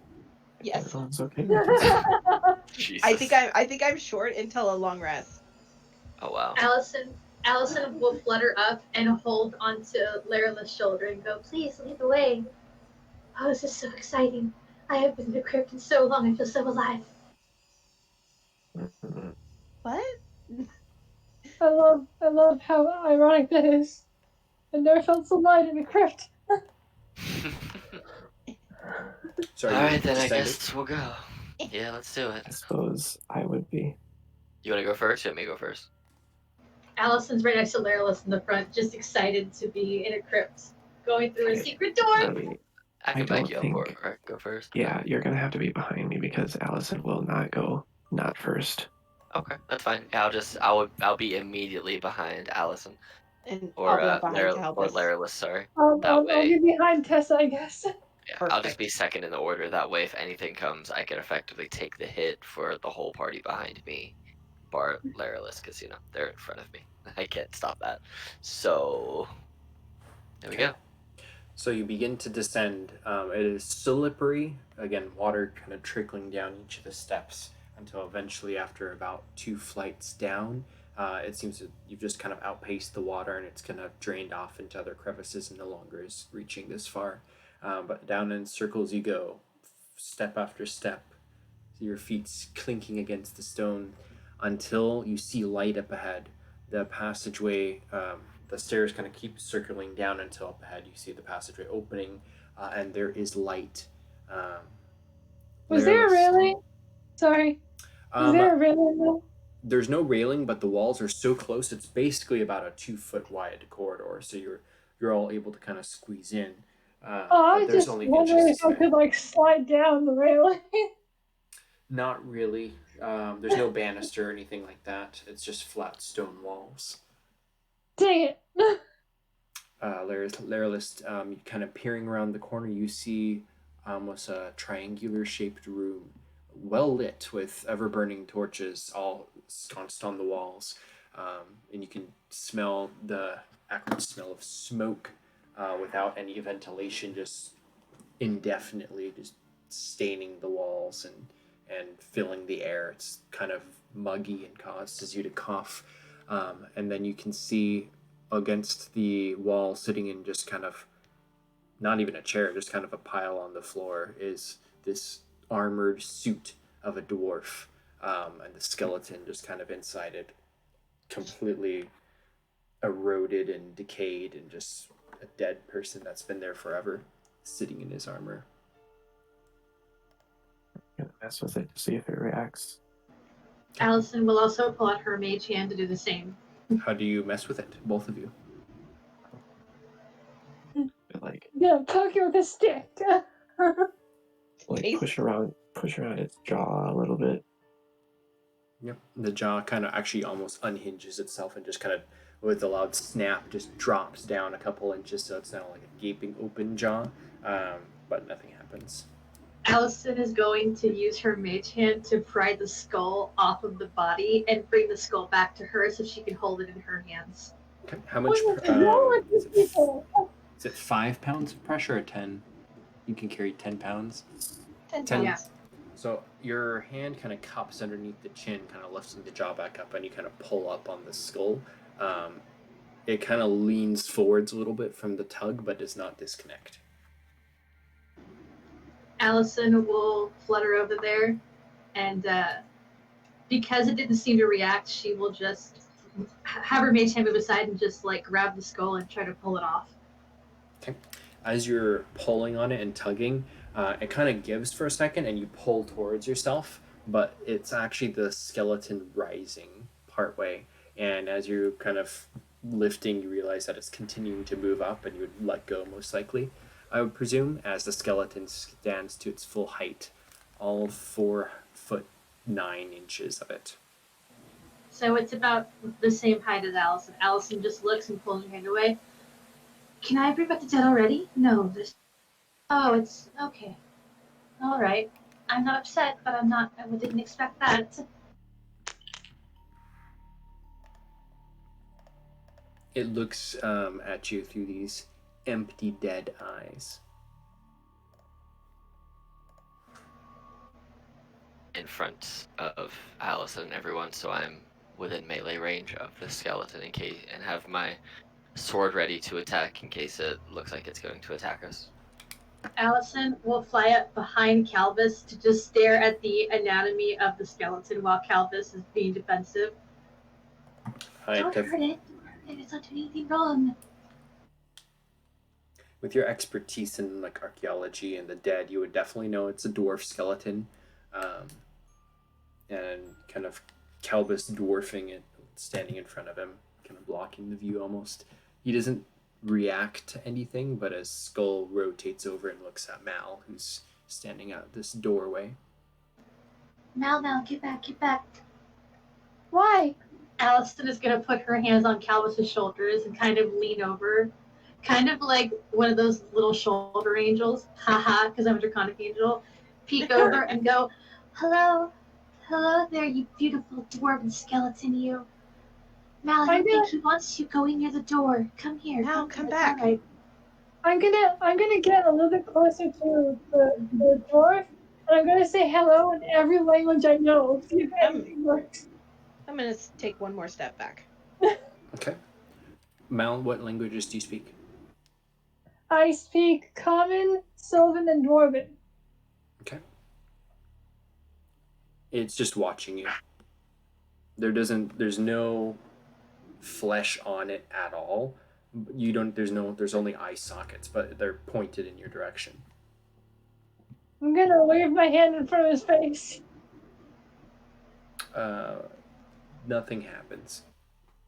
If I may, Tessa's gonna take a small step forward. She's gonna peek around Calbus, and in Orcish, she's gonna say, "Can you let us in?" See if that gets a response from him. Nothing. Do you think? Allison will whisper in Celestial and see if that does anything. Nothing. Do you think he'll just let us leave, or do you think he'll attack us when we try to go through? Probably attack. Will you Can let us in? is there in anything- Draconic? Is there anything I can roll to help me assess if I would know what the skeleton's intentions are? You can roll an insight, I would say, with a disadvantage, just because it's not putting out any emotion or anything. It's just kind of where is it looking and how much energy is it using to animate itself. With a 17. I am not fazed by disadvantage. I am an archaeologist. This stuff is fascinating. Absolutely. And with a 17, you can tell that it seems to be vaguely aware of your presences, but it doesn't seem to be exactly like here. Like it's an animated skeleton wearing the armor and stuff, but it's almost like the spirit isn't inside of it. It can't hear you. It can barely sense where you're at. It can't see anything necessarily. Did someone animate this skeleton? I'm gonna get a little bit closer. I'm gonna do this very carefully. And I'm gonna get a little bit closer and place my hand on that big shield thing I see. On this the shield that is holding. Yeah. Allison's going to audibly gasp. The shield is covered in dust and smoke damage from just so much fire for so long, and just kind of being clustered in this room. But as you kind of touch it, it kind of cleans off a smudge, and you can see that it's actually very finely crafted, and it looks to be a very fine dwarven shield. Calvis, Does the skeleton react to that? Not anything out of. I guess this is not normal by any stretch of the means, but it would kind of just hold the shield, and kind of as you touch it, it feels the press, and it kind of presses back just enough to like you can tell that it's holding it. It's not just dead. It registered you touched it. Exactly, but it isn't like shield bash or anything like that. As you touch it, you can kind of see that there's like an emblem of some clan or something on the crest of the shield. I know Arcana, but not history. Does Arcana help? You can roll an Arcana check if you want to try to see what's going on. Allison would like to move closer and wipe down the. Okay. So Allison, you can, as Mal is kind of more just like looking at the skeleton, you can deduce with a 19 that it would take something like a speak with the dead spell or something of that nature. Maybe there's clerical type things you could do, or there's been ghosts upstairs. I don't know how much your character would know that, but if you can track the owner of the ghost to the skeleton of the ghost, that might be something that could be done. But you don't see anything down here besides the skeleton, the torches, and then the door. Allison, So do I know? Go ahead. Do I not know what the symbol is though? No, you wouldn't be able to tell what the symbol is with an Arcana check. Oh, okay. Well, at least I figured something out. So, Allison, as you're dusting off the symbols of the armor, it's again covered in soot and kind of blackened and tarnished by the smoke. But you can kind of clear off what looks to be definitely a Dwarven sigil.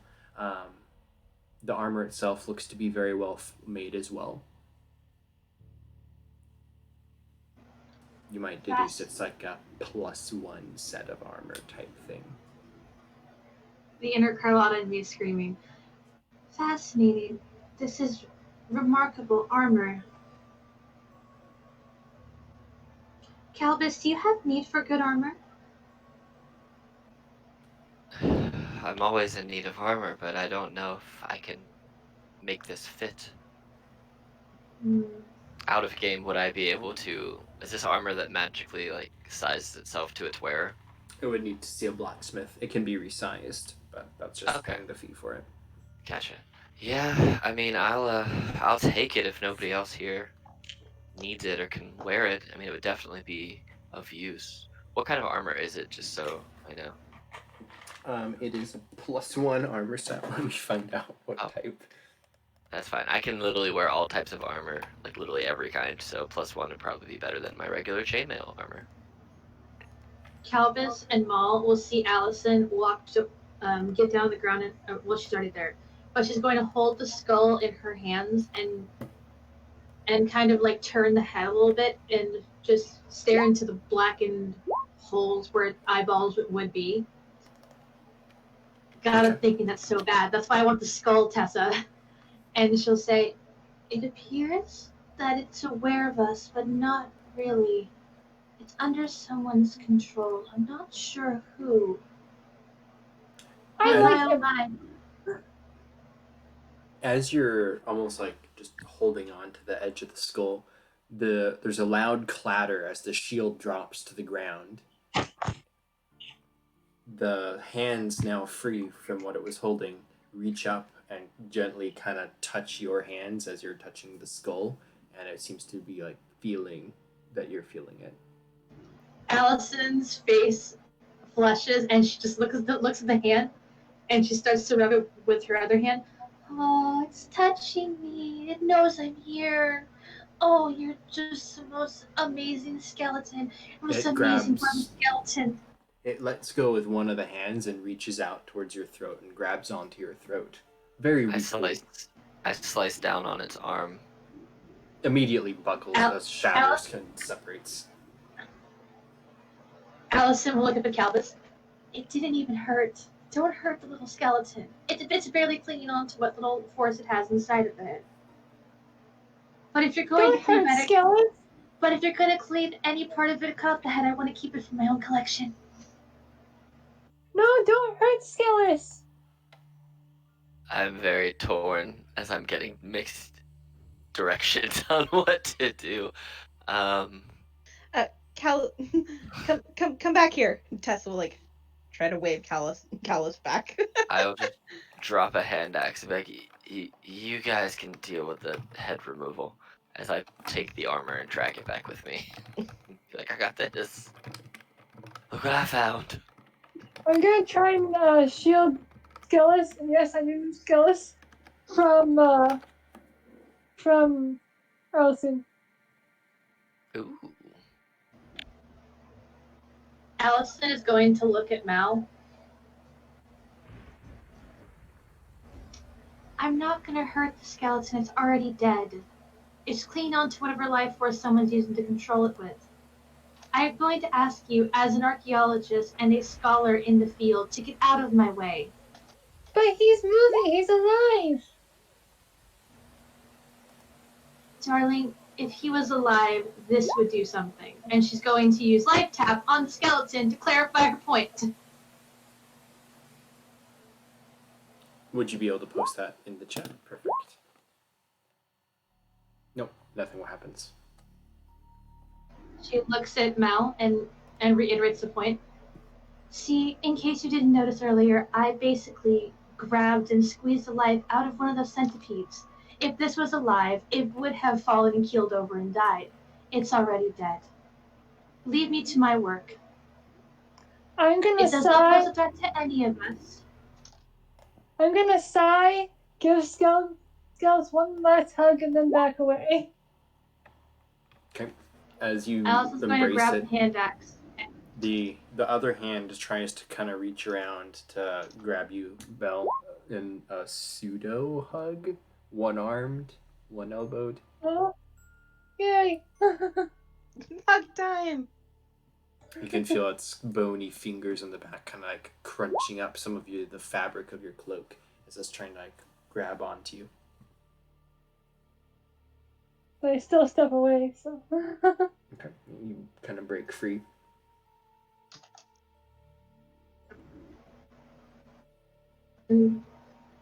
Looks at the skeleton that does not have a name. It is just the skeleton.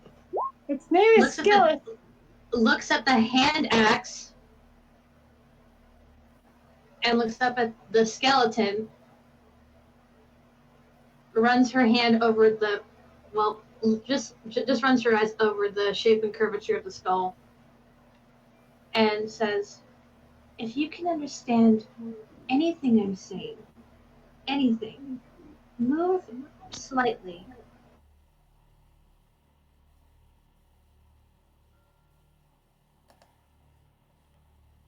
Nothing.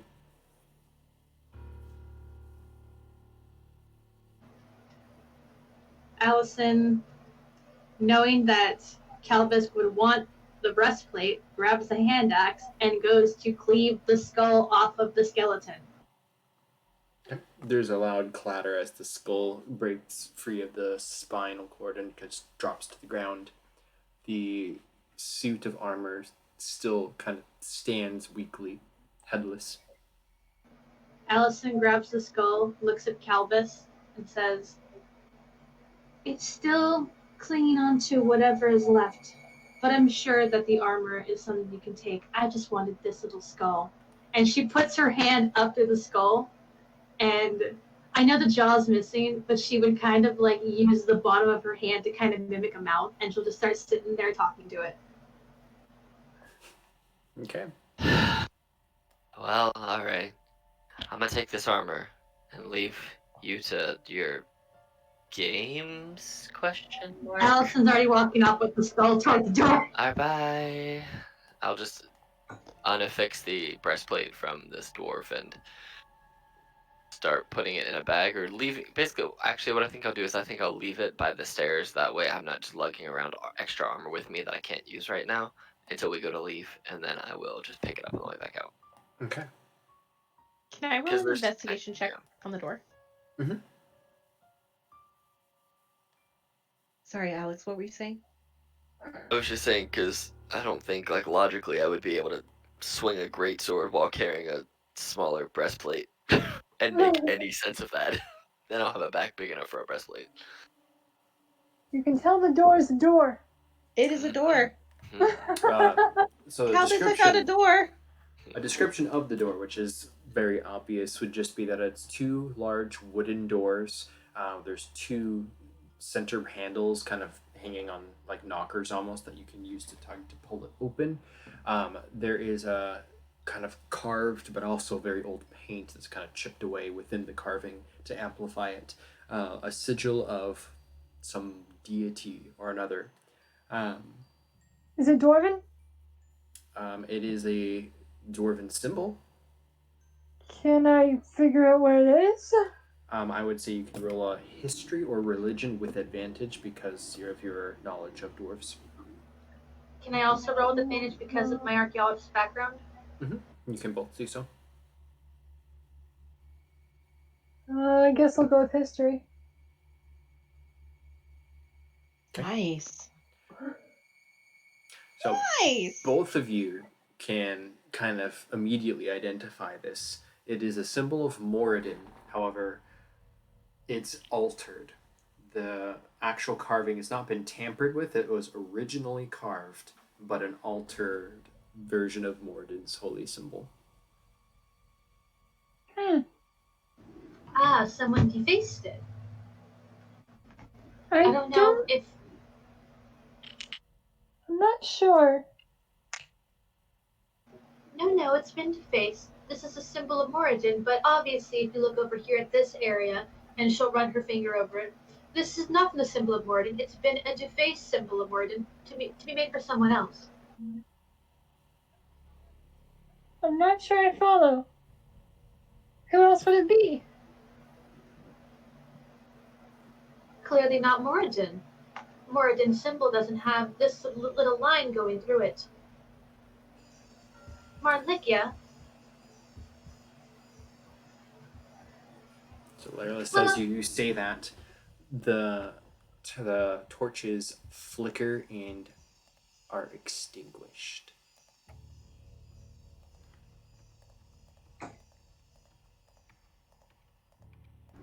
Oh, that sparked quite the reaction.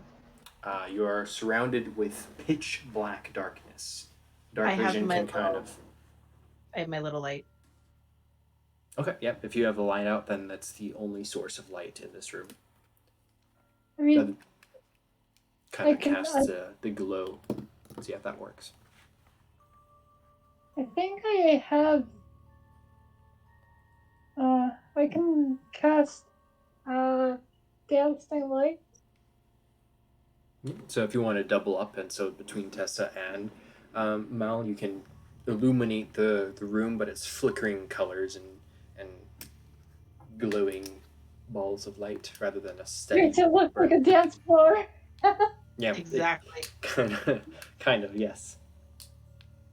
Oh, and if Larylist is doing it too, it is absolutely just kind of chaos of color in here. Still kind of very. Imagine this too, because there's still leftover smoke that's still very thick in the room. So it's almost as if a dance floor, but add in a whole bunch of fake fog. Allison is rubbing the sides of her head. I get it. There are lights. Please stop. The best part of a crypt is how dark and decrepit it is. We don't need bright colors everywhere. I just thought it'd be easier to see. I was trying to be helpful. Do you want me to just open the door? Or are we going? Would that be helpful? Yes, Is please. everyone else ready to go? All Might right. as well. Everybody move out of the way just in case something comes through. I'm gonna get into defensive stance. All right. I'm going to make sure everybody is clear out the way, and I am going to check this door for traps, and then I am going to just try and rip it open. Okay. If you My want to, investigation's bad, so I think it's not going to find anything. Yeah, it's bad. Oh my god. yeah, you'd be able to find that it doesn't look to be locked.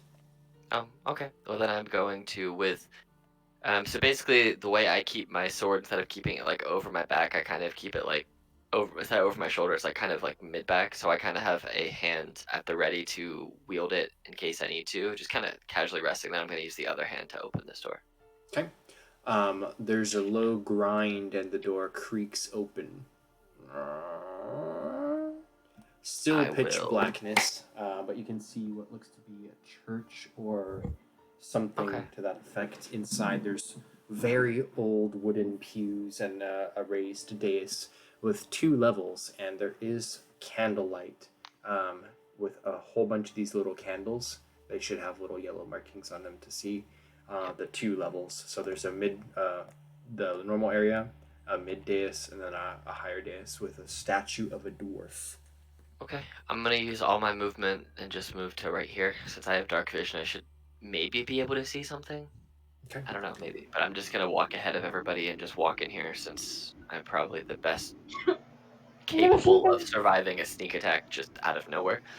This So light is gonna follow him. okay, cool. This I'm gonna this peek is in. your friend. I'm gonna peek in the door, and then after not seeing anything, I'm gonna walk in. All right. Allison is going to stay beside Tessa and offer her a hand as she walks her that way with the two dancing lights next to them. Sure. Okay, just stay next to me. It's really dark in here. Oh, I would assume so. As you learn more magic, maybe you should get spells that create more lasting light sources. She Or maybe points the to the ability three to even lights. see in the dark. Well, I mean objectively better light sources. But look, this one can dance, dude. I'm gonna walk dude, slowly dude, closer, dude. right up to the beginning of this first sledge, and just kind of see if anything feels off. Okay. Allison Is that will your politely yellow? smile and Or turn was that my yellow? around the crypt. That's a dancing light, I think, that's with me. Oh. I mean, Yeah. I have dark vision, so it just gives me more vision. So. Okay, that's fine. As you get closer to the crypt, you see a figure kind of materialize in front of you, and it kind of steps forwards. Actually, I'm just gonna do this way, since the light's pretty much gonna stay on me. That's just gonna be the dancing light that's on me. Perfect. That way, it just travels with me. So this dwarf comes up and he says in Dwarvish, "Dainund, what are you doing?" I look over and find Mal, the person who I think probably speaks Dwarvish, because I don't understand what this dude's saying. To speak in Dwarvish and kind of motions for you. Go. Do you understand? He wants us to leave. He's starting to approach you, stepping down one day a step at a time. I'm going to take a step back, but I'm not like retreating. I'm just kind of stepping back and getting both my hands on my sword ready to wield it. And it's more of like, instead of being on my heels, I'm stepping back and planting both of my feet to have that more athletic kind of defensive foothold. I'm going to get up from the bench I decided to relax on. And I'm going to go right over here. And I'm going to wave and say, in Dwarven, of course, "Greetings! We do not wish to disturb you. We are just here to collect something, and we will leave and not, what's the word, desecrate? I don't know. We'll leave your crypt alone." He attempts to step towards you, but as soon as he gets kind of within the radius of the flickering light, he recoils back. I don't think he likes the light.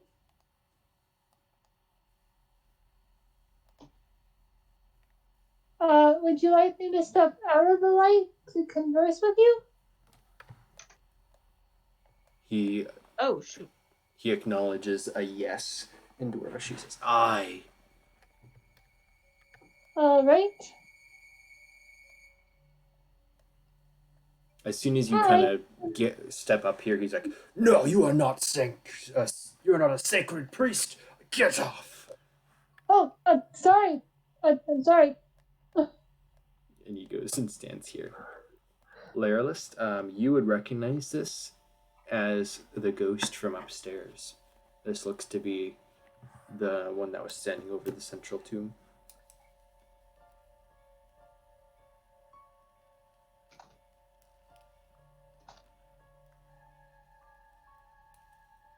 Broke my fan. So he seems to be looking at Laralist almost as if, is there a memory?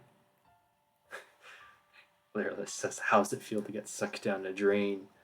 And there's like a flicker in his eyes, like he's trying to think of what you're talking about, but he doesn't seem to register it.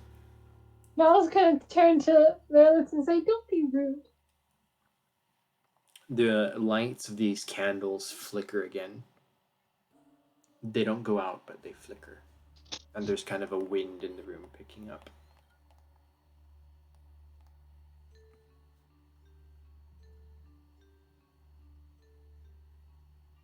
We're trying to acquire something from down here, correct? If I remember. Yes. Alright, well, should I just bolt it towards the statue, see if I can find something, and then run back? So to you, I guess. My natural athletic prowess. If that's what you want to do, I wouldn't advise it, but if you think that's the right way to go about this. Allison, are you standing there? Allison is standing beside Tessa, trying to. She's taking in the situation while also staying close to Tessa because she knows she can't really see past the dancing light she's made. Okay.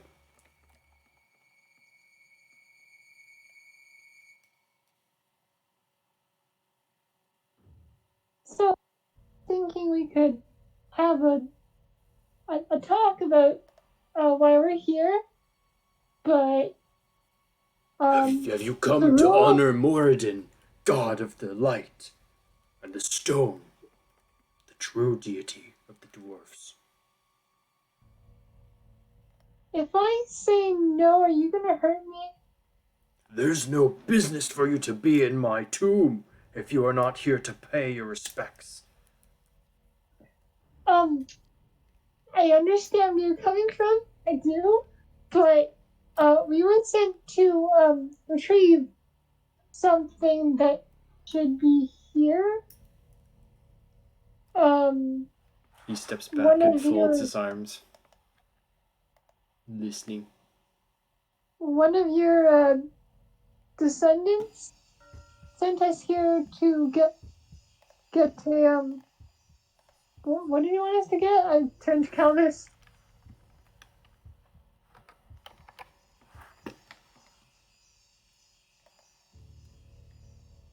What was that? I asked you what we were sent to get because I forgot. So you're there to try to find a writ and a key. Right. We were supposed to get a key and a writ for a descendant of yours. Do you know anything about that? The key. So you are grave robbers. No.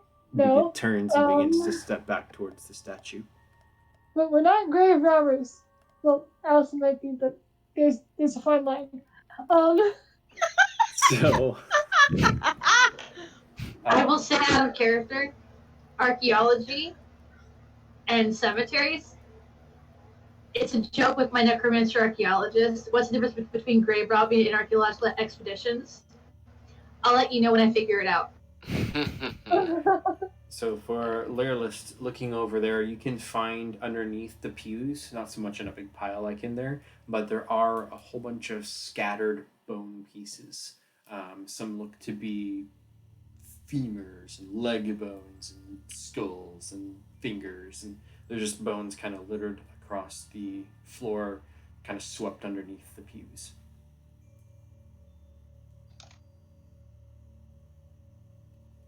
I'm gonna continue trying to talk to the dwarf. No, because it's not grave robbing if we're handing it down to your descendants, right? He And- turns, and he looks like he's lifting a ghostly warhammer off of the tray in front of the dwarf here, the dwarf statue. But he turns in his spectral form, says to you again in Dwarven, which I forget how many people speak Dwarven. Is it 2 people? Just the one. Just Only the one. Just Mal only. So all this exchange can be heard and sort of seen from where the ghost, because he's transparent, but there. And he says back to Mal and Dwarven that any descendants of mine are unbelievers and do not deserve anything that I have. Well, why don't we talk about this and you tell me why that is? Can Allison look around where she's at with perception to see if she notices? Because she looked over and saw in Lairlith's direction that there was stuff in front of him. Yep. With a fairly simple check, you can see that there's bones underneath all of the pews. Oh, Tessa, do you see all the bones too? Yes, I do. What It's is a lot nicer here than I thought, but the circumstances don't seem to be amiable given the conversation, just based off of how gruff it sounds. So, what was the last thing Mal said to him? Well, why don't we just calm down? You can tell me why your descendants don't deserve anything. Okay, he's going to point his spectral warhammer at you. This big, heavy block of iron at the end, stamped with different sigils, and kind of like a meat patty grinder, not grinder, but like it's got like a whole bunch of spots on it. So if you like are pounding meat, like I forget Oh, what that yes, does, I but am telling from the. yeah, that thing. So it's got that on one of its edges, and he points this at Mal, and he says, "If you're going to stay anywhere in the vicinity of the Great Moradin, kneel and bow before the god before you." I'm gonna look around and be like, and then I'm gonna slowly kneel down and bow. He points over to Calbus next, and he points at you with the warhammer, and he shouts the word in Dwarvish again. That basically says, "Kneel." I don't understand what he said. I'm gonna So I'm gonna give him like a motion with my head that's to like kneel. Basically, do what I'm doing. I kneel to no man, especially no ghost. And I stand even taller than I was before. I was in this like 3/4 hunch kind of athletic position ready to go, but I instead stand completely straight up as tall as I can possibly stand and just look this ghost square in the face. He looks from Calbus over to Mal and kind of like smirks and says in Dwarvish, "So you bring unbelievers. They will meet their end here." And he turns and he says something in yet another language. Does anybody speak this, I wonder? 1 second.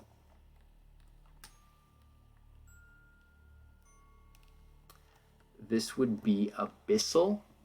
Does anybody speak Abyssal? Oh, Larry look at List that. does. Larry List does. Okay. I will whisper, I think, this to Layer List, unless anybody else does. Shout it out now. Sorry, what?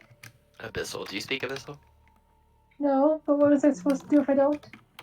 Nothing. we don't get to know what's being said. Oh, that's fine. Yeah. Shh, be good. It sounds very, very demonic and guttural and nasty, but he shouts something towards the statue. And the candles all flicker. And we'll say, let's have Calbus, because you're the one instigating this by not bowing. Roll 1d6 for me. Ooh. 6. Okay. Oops. Just straight fireball. Jeez. I don't think I can delete those white ones, so I'm just going to cross them out, I guess.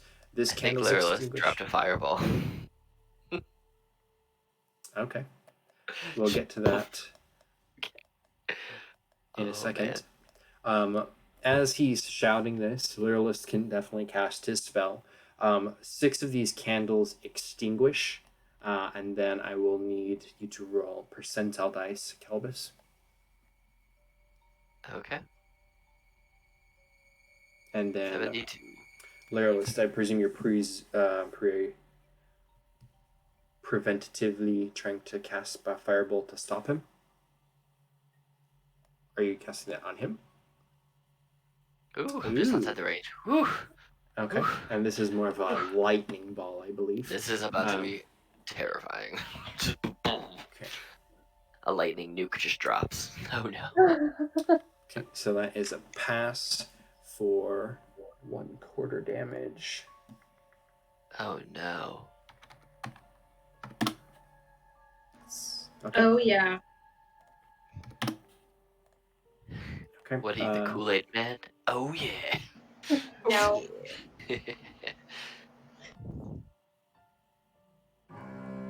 Oh no, music changed. It got bad. I actually don't.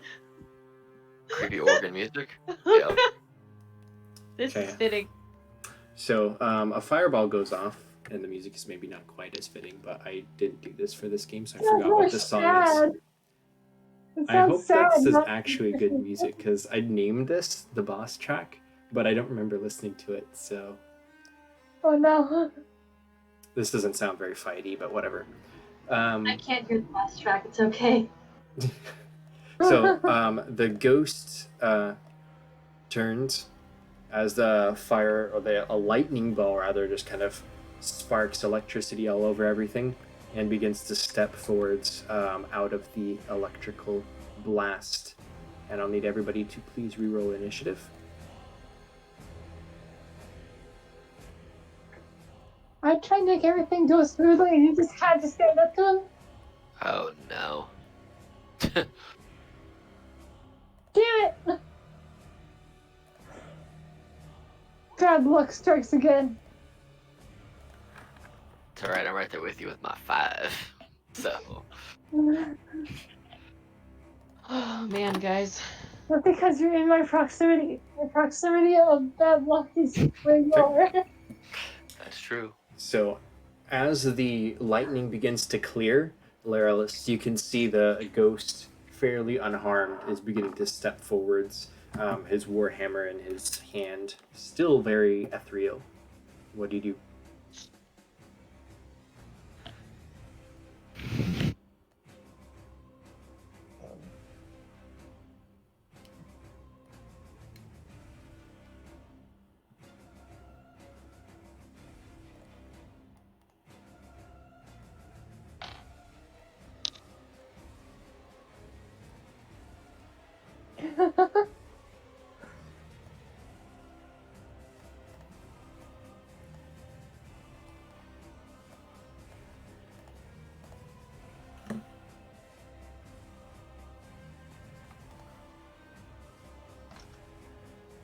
I want to knock over as many candles as you can. Okay, so you want to run up so you can take your move.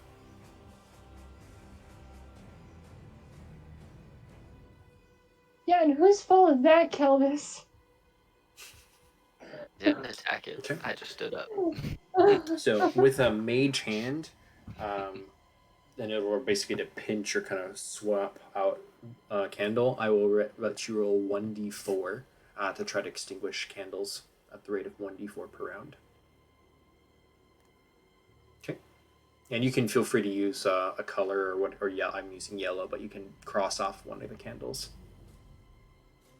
And that is an action to cast and do. That is a move and an action. You have a bonus.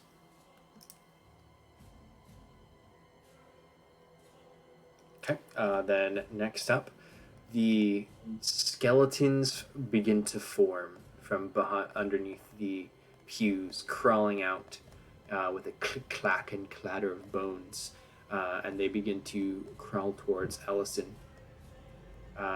This one will just actually stand up on top of the pew and jump over and start to move towards Tessa as well. And you will both take one attack each. Sorry, so 2 attacks total. That is going to be a 13 and a 17. 13 on Allison, 17 on Tessa. 13 misses. 17 hits. Okay, that's 5. Actually, yeah, that hits. Sorry. So that's 5 points of damage as it just bone claw swings down and kind of rakes your shoulder a little bit. Then I need, let's do Leralis this time. Roll 1d6 for me.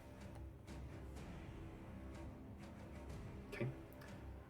In kind of a sweeping motion, 2 more candles continue to extinguish, and I need you to roll percentile dice for me.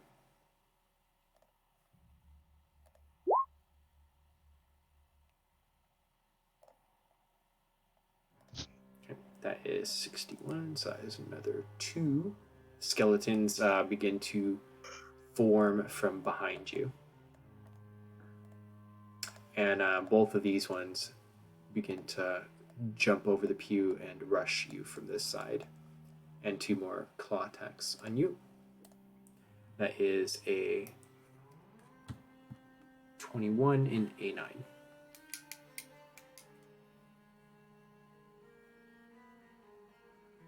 one claw attack. That is 4 points of damage straight. Then, Allison, it's your turn. Okay, Allison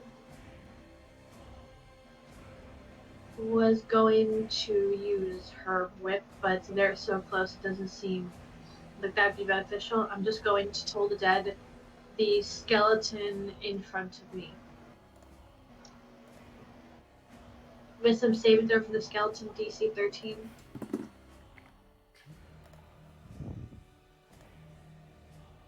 That's a 9. Okay, so that's 1d8 damage because it hasn't taken damage yet. For 7 damage. Okay.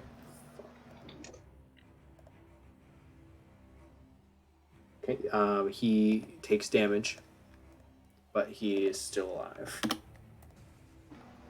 Okay, I don't think there's anything else I can do as a. Can I bonus action hand Tessa a potion just before things in my mind will probably get bad? You can get it out. I wouldn't say you'd be able to give it to her. She would have to take her bonus action to claim it as well. I will hold out a potion, and for Tessa, for just let her know, like, Tessa, do you need this? And my turn there. Okay. The ghost is going to run around the radius of Calibus, jump off the dais, and try to smash Mal with his warhammer. That is going to be a 14 Well, that hits. and a 15.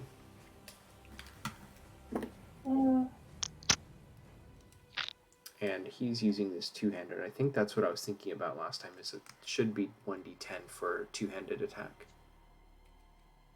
So I presume both of those would hit. So that is a total of 10 points of damage.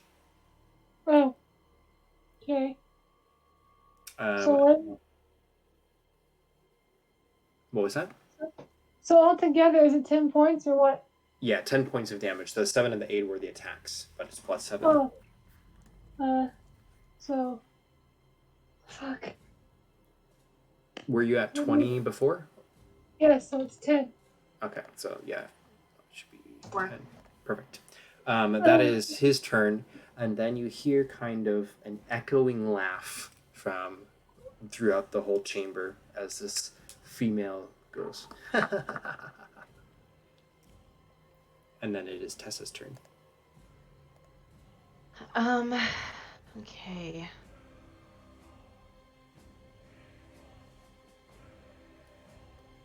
I am going to cast Chaos Bolt. Level 1, but I'm going to twin it by spending 2 sorcery points. Okay. So let me get those marked off before I forget.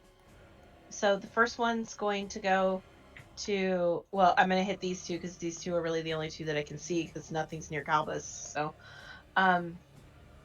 So first Chaos Bolt. Boop. Okay, that is a definitely 20 hits. to hit. That Oh, that hits. jumps. Yeah. So how does the jump work? Because you would kill the first one here. Awesome. Oh my god, and I twinned it too. Okay, so I'll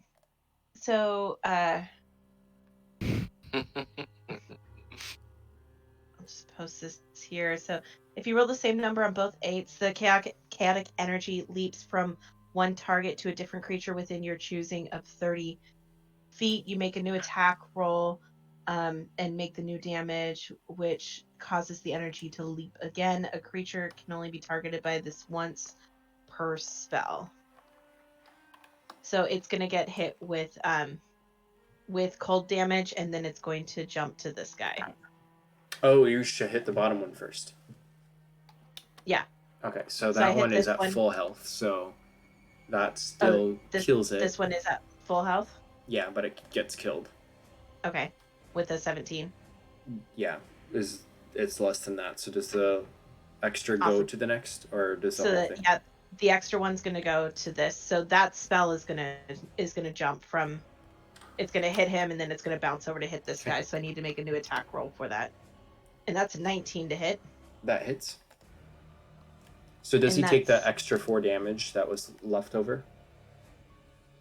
No, he does not. Okay. It's a whole new roll. Mm-hmm. Okay, so that's still going to hit him, and that's 12 more damage. Yeah, that's 12 damage to this one. Those are both killed. Those are both killed. I have, I said I was going to twin it, so I have a second one. Theoretically, I don't see anything. What would you like? Do you want to just have me lose that, or do you want me to roll a percentile dice to try to hit something else? What would Tessa do? You want to roll a perception check to see if you can see the kind of glowing, illusory form of the ghost guy? Yeah, that'd be great. Okay, roll perception. Oh, 7.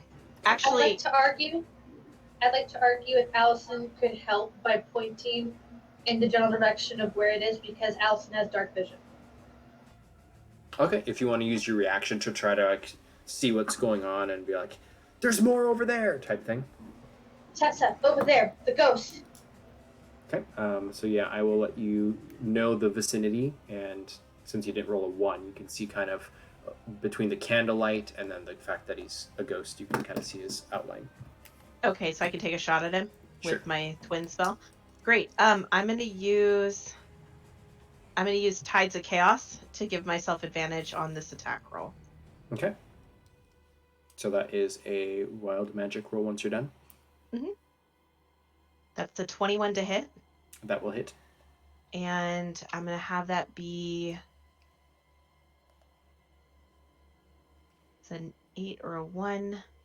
I'm gonna have that be we'll go with acid damage, so he takes 15 total damage.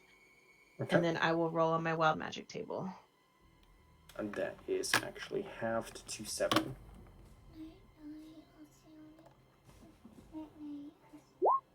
That's a 15.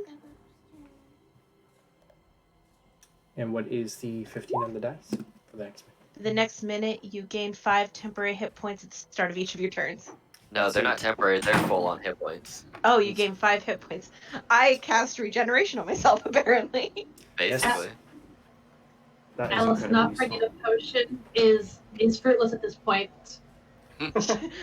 Tessa starts to glow with like a greenish glow as she's holding her hands in between her hourglass that's just spinning rapidly, and she looks over at you. She goes, "Actually, why don't you hang on to that? I think I'm good."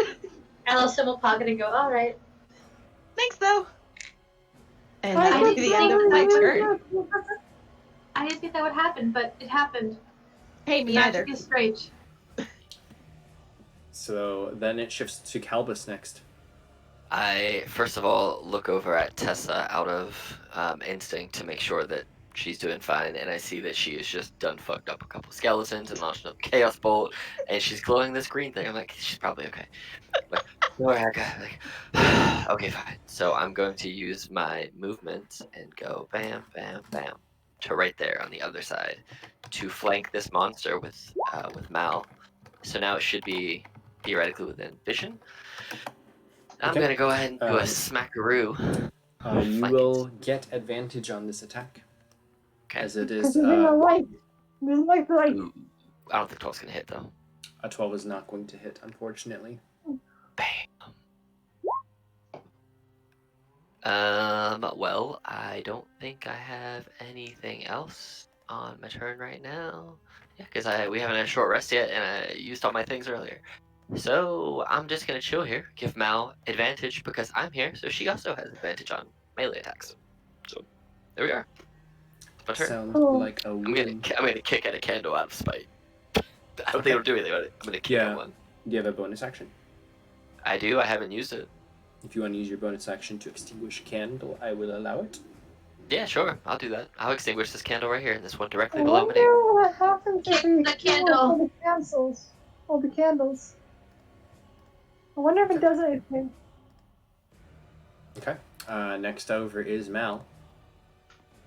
Okay, I'm gonna get kind of angry with them, like, hey, I bowed and now you're attacking me? I follow your rules. What's wrong with you? Can't believe you're doing this. They may not be losers, but, okay, I'm definitely not one either, but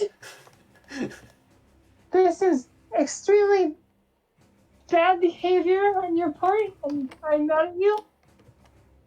So, I am going to use the spell I was going to use last time. I didn't get around to it. Flame Blade. Okay. And I'm not sure exactly how this works. Just make an attack at advantage. Ow. What happened? I hit my knee. No, I mean, what? Oh, I thought you asked what happened because I said, ow, I hit my knee. I just So- if I could. So what happens with this is that you roll a melee attack with your weapon at advantage because of flanking, and if you do hit, you need to add 3d6 fire damage. It also sheds bright light in a 20-foot radius and dim for 10 more. So even if the dwarf moves out of Calvis's dancing light circle, we need to put a circle around you so we know how much light the dwarf is stuck in. Okay, so So how do I make an attack with this? Just roll a basic melee attack, and then we'll go from there. If you hit, you roll with advantage because of Is flanking. that just a 20 or Roll your weapon attack. what weapon attack? I don't have like the thing Yeah, in my hand. roll a d20. Okay. It would be that plus your spell attack modifier. You get to roll that twice because you have advantage because I'm standing across from you. So roll another d20. And so you're going to end up doing 13 plus 3. So 14? 14 hit? Or 16, sorry. 16 is her roll. Yeah. So I think Does so 16 hit? a 16 does hit. Okay, so you would, get 3d6. I think that's it for damage. Okay. the illumination would only be for 10 feet. That's Yeah. So you do 7 damage. Ooh, those are not good 6s, but hey. Yeah. Okay. You have a flaming blade in your hand. But it lasts for up to 10 minutes with concentration. Mm-hmm. Yeah, it does not seem to like being in the light at all. Right. So that's an attack, and then the bonus action was to cast a spell. So do you want to move at all or no? Stay put? Is he gonna attack me if I move Yep. a little bit? If Yeah, you move then, out of his threat radius, yes. If he wants to use his reaction for it. then no, I will just stay right here. I'm probably gonna die, but I'll stay right here. Okay, layer list.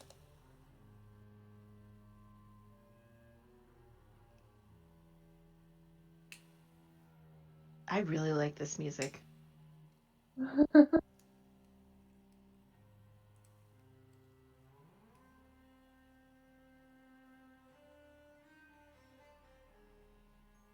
Okay, casting mirror image. So there's I think 3 additional layer lists, or is it 2? I forget.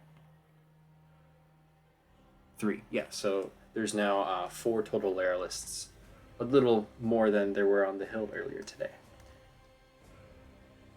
And then, are you going to do anything else? That's an action and a move.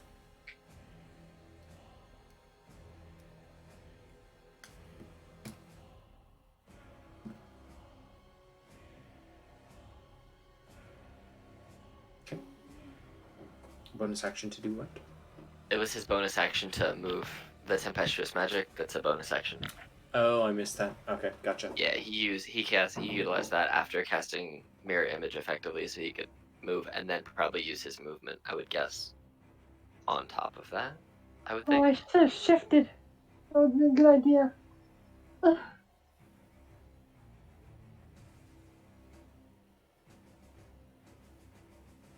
Yeah, you can use your movement to try to kick the candle over. You can cross one off. Or if you'd like to actually make it more interesting, you could roll like an acrobatics check to see if you can get more than one. Yeah, I want to see what happens if they all go out. Okay. Yeah, you can take out both of those ones on the square. He turns into a demon lord and we all die. Let's see. How about Allison? Will you roll for me a d6 twice? So 2d6, and then a percentile dice.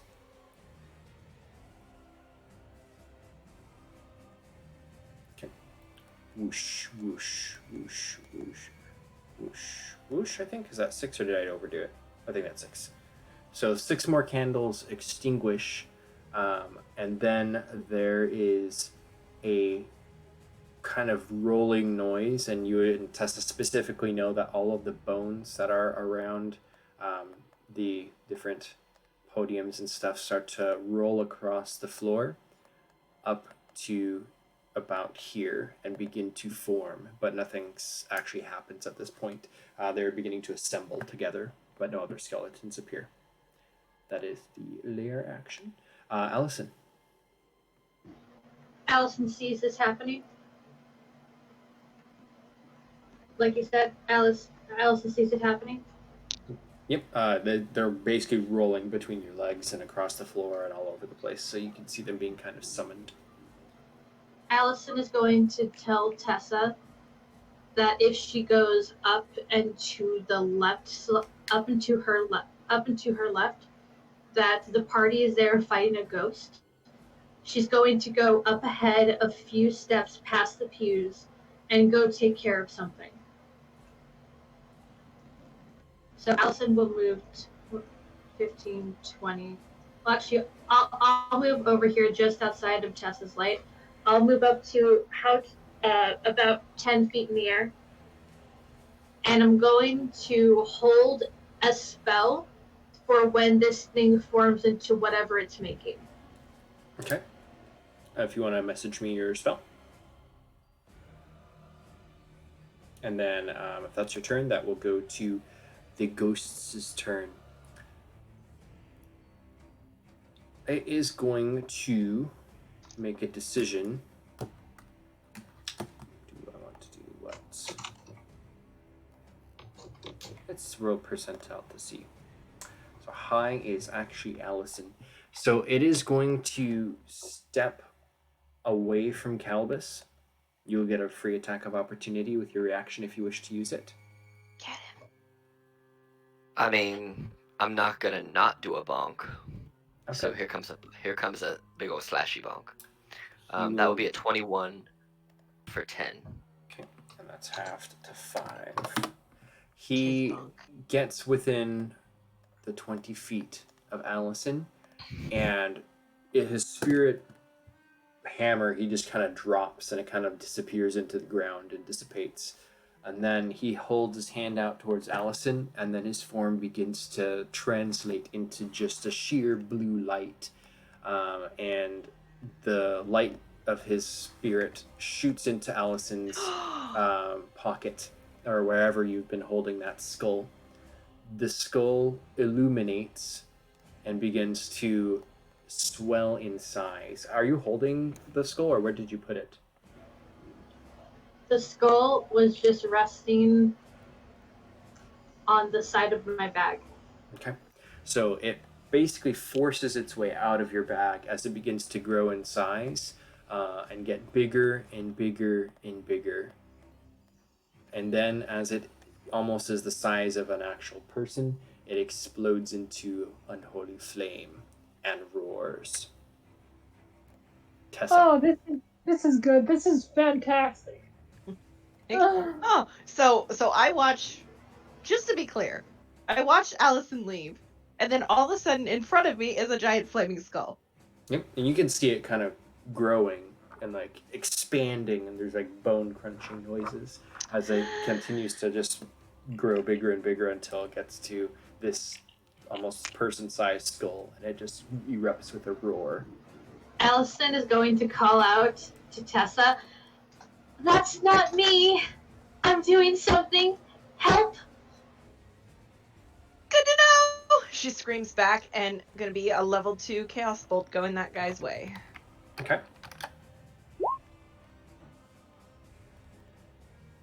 That's an 11 to hit. An 11 will hit but do no damage, meaning it misses. Dang it! Ricochets off, crap. Cool. Let's see. And that is a actual spell, so I'd like you to roll the wild magic, That is please. on the table, or do you want me to roll a D20? D20, sorry. Okay. And Hold this on. is I need to a get my level +5. So 2 spell, so yeah, you need to roll 1 or 2 for it to go off. We would say. that's a 16. Okay, you are safe. Okay. I'm gonna.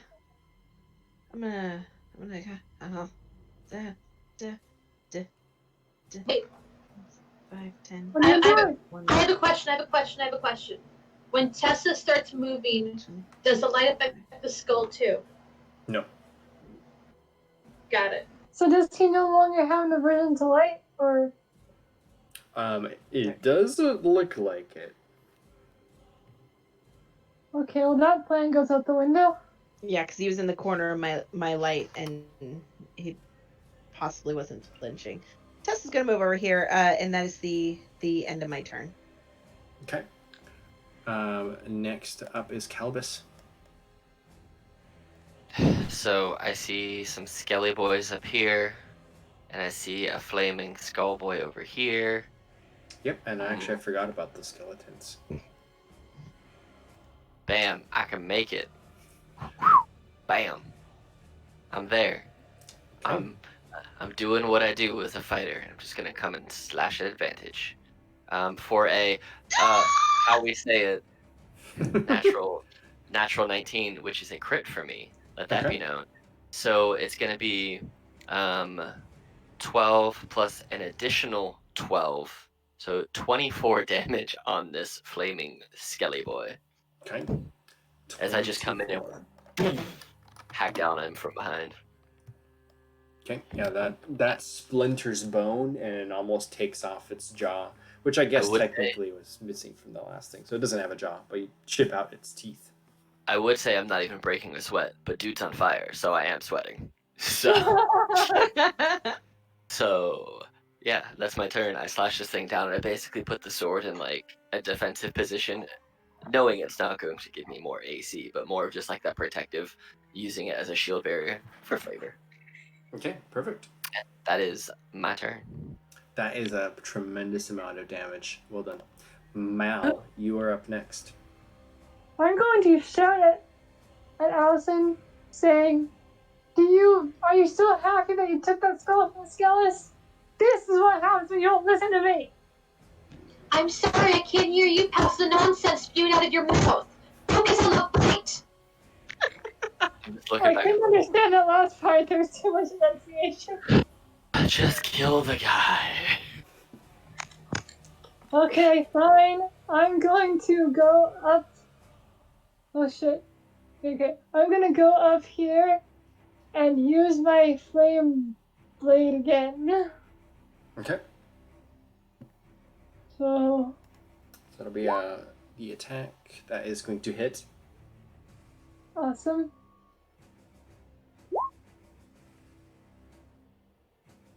That is 14 points of damage. My goodness. Is that all magical because it's fire? I'm guessing.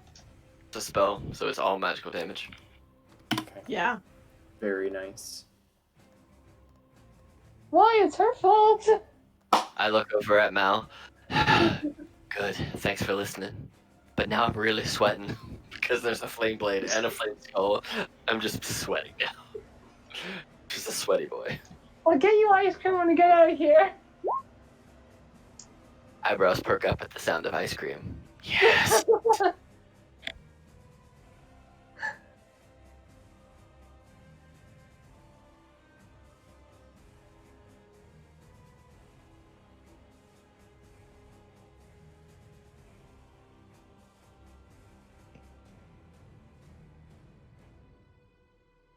You'll have to get them yourself because I'll probably trip on the way back. Adrian's leaving to go get ice cream. Oh, now I want ice cream. By the way, Mackenzie, why do I fall in love with every single one of your characters? Who else have you met? What do you mean? Who else have you met? I'm trying to think of who else you met. Well, I've met you. Aw. And I wasn't the first one, so... I wasn't in the first one. Oh, okay. Well, I love your character anyway. Aw, Thank you. That means a lot. That was Carlotta, by the way. I like that Yes. one too. But oh my Love God. all around. Okay, I'm back. Yes, Sorry about that, guys. Someone came in and was talking to me. So no ice cream then. No, nothing that sweet or delicious. Maybe after the game. Did that wrap up Mal's turn with the 14 damage for the Flame Skull? I believe so. Okay, that's movement attack. So next over is Lairlist. Top of the round. Are you gonna put out candles or kill the thing? Looks like he's going to cast a spell of 20-foot radius proportions, it looks like. Is that gonna hit us? Nope. Nope, just not. But it will electrocute all of the bones that are assembling here with frost damage. So it's cold. So it kind of, as they're assembling in the next round, it will be completed. The bones are chipped and frozen together. Some don't kind of form properly. Is that your turn? It's dead Olaf.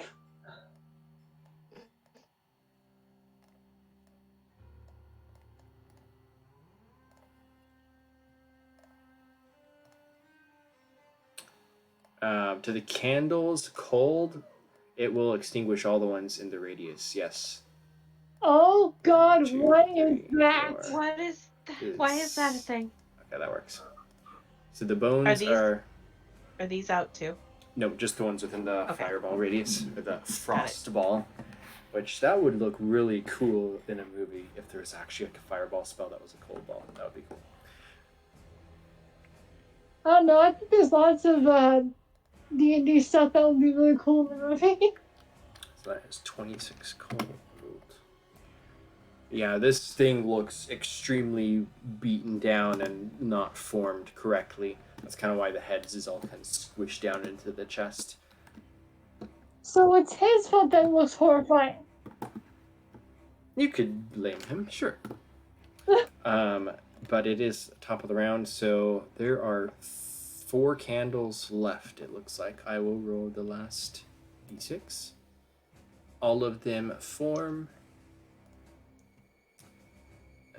And that's one more skeleton forms out of the bones. Skeletons are everywhere. The skeletons will now get to go because they skipped their turn last turn. So these ones are all going to swarm Lairlist. This one is going to come up behind Mal, it looks like. And this big guy is going to have a reaction for Allison go off, actually. So you go ahead and do that before the skeletons attack. Great.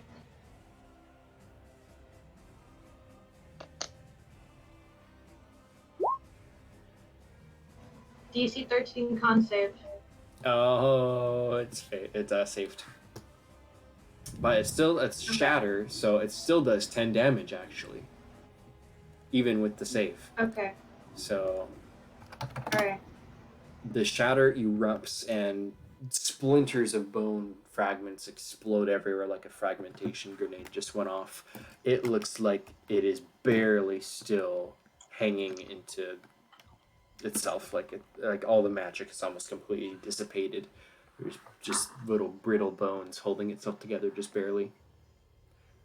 This mini skeletons will attack, so that's 1 on Mal. That is going to be an 8. 2 on their list for a 9 and 6. The big skeleton is going to... Hold up. I wasn't paying attention. Hold on. So you were saying? It's a miss on you and a miss on their list twice. And then the big skeleton steps over. There's the flaming sphere there. Because of how big it is, I think it's going to swing its hand at Allison and try to bat you out of the sky, especially since you just did the thing. So it's going to attack you for a 25. That hits. This is 2d8. That's 10 points of damage, and you are basically knocked down to the floor level. Then after that, it is Allison's turn. So everything's within the radius of me. The skeleton is the flame skull is flying as high as you were. So if that was 15 feet or 20 feet, I forget. Allison is going to fly back up. And it says for shatter, I just point at a point of my choice within range. I believe so. If you're gonna do that, Okay. can you get the skull, because that's gonna kill me next turn. Allison is going to fly up, look at Mal and go, "Don't worry, Mal, I'll save you," and cast shatter between the skull and Mal. Okay, here. DC 13 con save. Okay. Mini skeleton fails. Big flame skull passes. It also is near Mal. Do I have to make a con save? Yes, I you do. believe Mal and wouldn't Calbus also, or no? What's the radius? It says a point of choice within range. What's the radius though? It says 60 feet on here. I think it's a 20-foot So if- radius explosion, right? Okay. A 10-foot radius sphere. 10 foot. So Actually, I'll just hit right here for the skull and this big thing next to me, and say, "Don't worry, Mal, I'll save you," and hit them both. okay. So keeping the rolls, then that would still be a fail on this big guy. So that's pretty much going to kill him with a shatter, unless you do less than 4 damage. Okay, and then I can't really do anything else as a bonus action because I only have one spell slot left. Did you roll your damage yet? But what? Oh, well, the damage is right there for the shatter, 7 damage. Oh, I thought that was your previous one. Okay. No. So yeah, so the pile of bones splinters and collapses to the ground with a clatter. The other one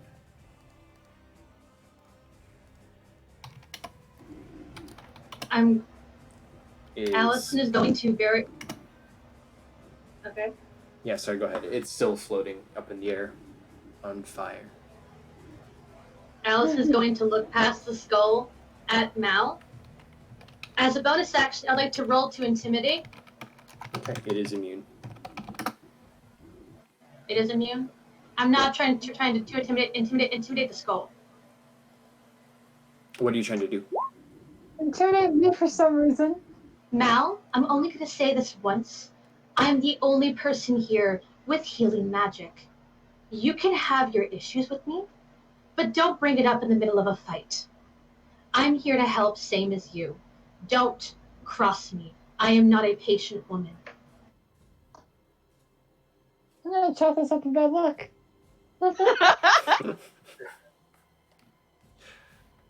Okay.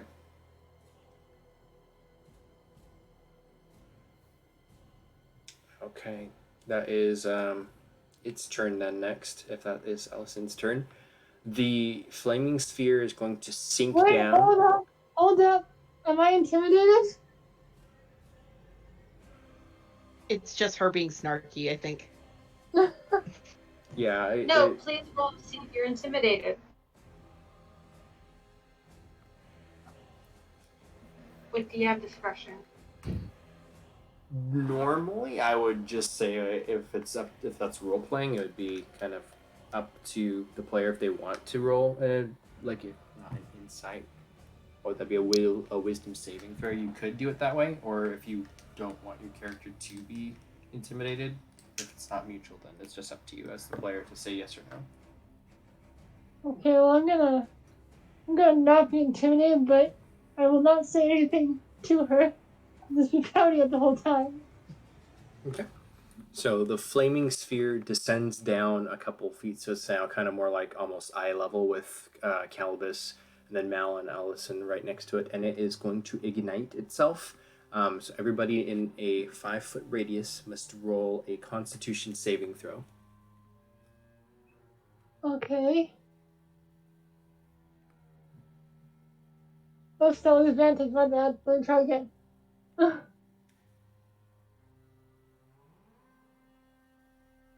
Can we go back to the other one? Super sweaty.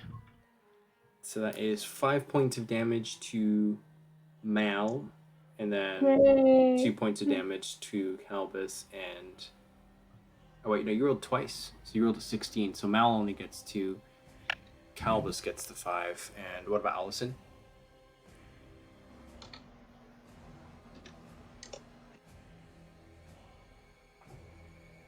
Allison also takes the 5. Oh no. And then that's all it's going to do.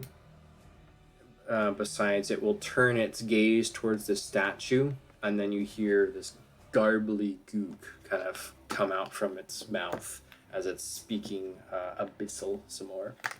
And I think Layerlist, because you would understand it, will message you.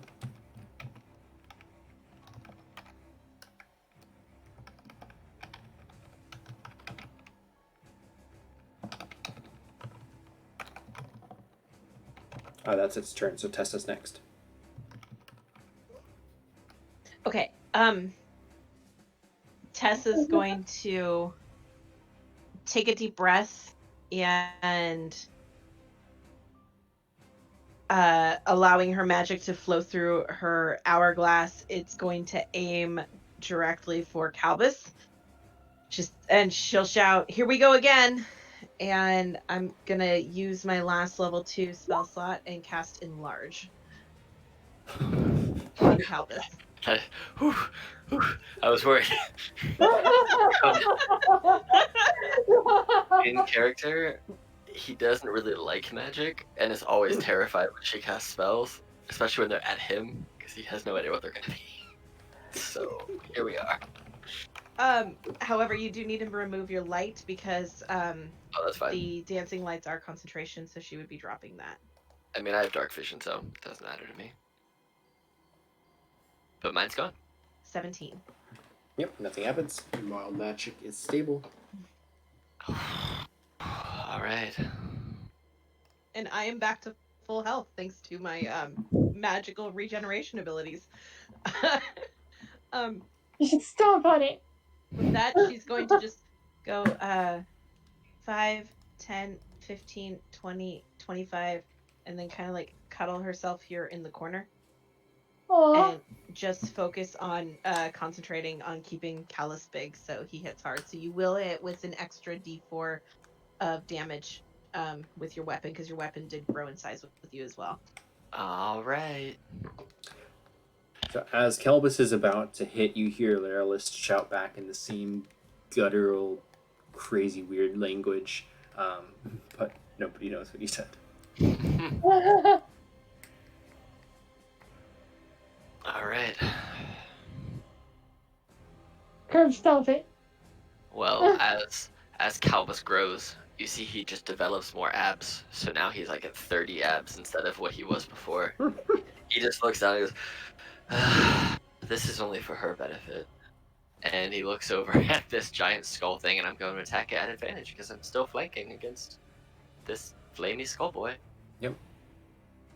So there's another nat 20, or another natural, and then here's another d4, so it's going to be another 7 damage on top of, what's that? 6, 11, 14, 26, 33 damage with my giant cleaving greatsword to this skull. Would you like to tell me how you vanquish this? I look over at Tessa as I get super huge, and I'm just like, yeah, you can't see it because you're too far away. It is dark for you.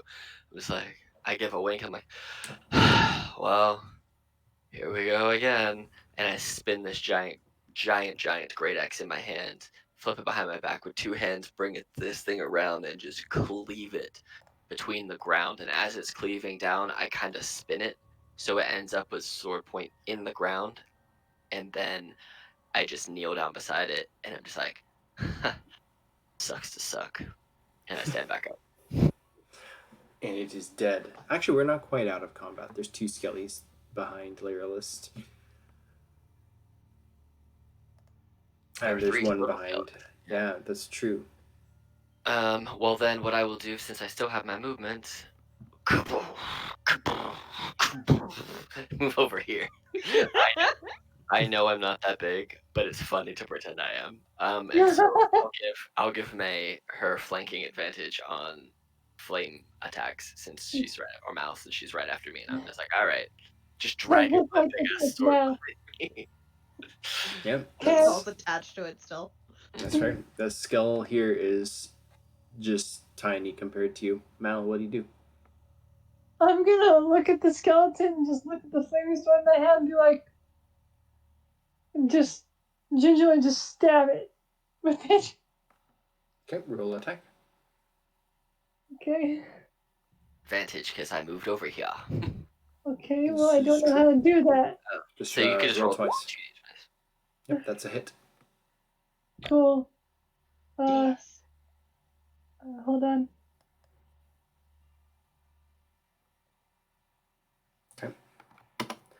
It is chopped fairly half health-ish, a little bit more than that.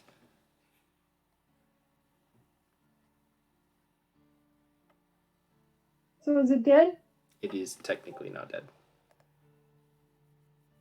Damn it. Why is it not dead? Because you only did 8 hit damage to it.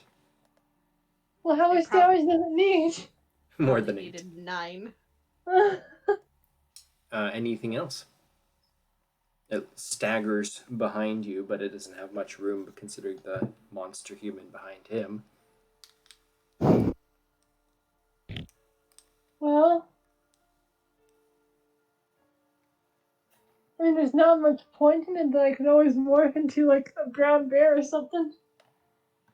If you want to. You want a wild shape? Yeah. And fun fact, because druids do not lose concentration on spells when they're moon druids and they transform, you could be a brown bear wielding a flame sword. Yes! Yes! Fun fact. It's clearly possible. Yes, I am a brown bear with the flame sword in my mouth. Oh, this is a great image. A giant cowbus and a flame sword wielding brown bear. This is the best flanking combo I think I've ever seen. Yes! I'm still sweaty because there's a fire sword. You're even more sweaty actually and glistening because you're bigger. All of my abs are glistening in the fiery light and sweat. All 30. All 30 of them. I can't find the thing for brown bear. I just put something on there for you. Oh, okay. It's a fire, Ricky Bobby. Okay. Lyralist would be able to go next. Does that disengage when you do the tempestuous magic? Because it automatically gives you the free thing without a yeah, okay, got it. Where did you put it? Oh, on the map. Oh, And the stats are going to be in the current game thread for you, hun. great. Oh, okay. Thank you. You bet. Okay, 25 is going to hit. 13 points of damage. Thunder is going to shatter one of them. The other is going to miss. And it will be just about time to mop up, unfortunately. There's one attack on the bear, which is probably not going to do very much. Do I get like the full points of the bear, or do I keep my normal? You get all the bear stats. Yes, So, but I'm wondering if it affects my health at all. Like, because I'm at 8 points, I think. No, you get all the full bear health. Cool. Though you take this would be 3 points of slashing damage in your bear form. And Cool. you keep your intellect, wisdom, and charisma of your normal form though. But you take the other 3 bear stats, I think is how that goes, right? Because you keep mental stats of a druid. Yeah, that makes sense because the bear is only a form, and strength and dexterity and constitution count on the form. But yeah, the mental stuff is you as a bear. Yeah. Yeah. So your bear form takes 6 points of slashing damage as 2 skeletons just kind of claw into your hide, but it's probably not that much of a big deal for a bear. And then it's 20. Allison's turn. Allison will fly back over here in between Calvis and Mal. And she's going to reach out and she's going to grab at the skeleton, which is still alive. I'm curious because the skeleton itself isn't undead, but does it have a life force to it? It has an essence, I suppose. Cool, I'm gonna life tap it.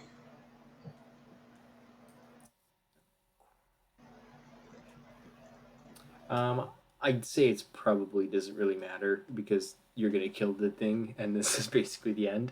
I'm actually not sure if that would work for this game. We'll say sure, especially since it's at the end. It will. Oh wait, you rolled a 3. No, an 8's not enough to hit it actually. But that's a really good question if that would actually work on undead creatures. I kind of don't think it would. Let me think about that one. Okay, so I just wasted my turn grabbing at a skeleton then. Got it. Well, an 8 wouldn't have hit. Is there anything else you would have wanted to do? I can't really do anything else because I'm pretty sure that cost me my only action. If you were to be able to undo it, though, because I don't want to cheat you out of your turn or anything. I mean, it was just a nice question. I was wondering if I could tap into what little life force the skeleton had and just suck it out. Only have 1 spell slot left, but we are toward the end of the game, so I guess I'll just magic missile it to death. There you go. At second level. It will definitely explode at that, probably. If you can roll your damage and do more than, let's see, so it's got 5 health left. Okay, so it's 4 missiles because it's at second level because I only have 1 spell slot left and it is second level. Yeah, so you're automatically doing 5 damage minimum anyways. That's 5, 10.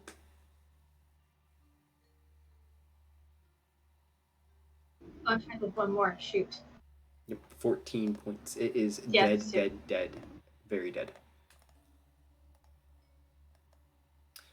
And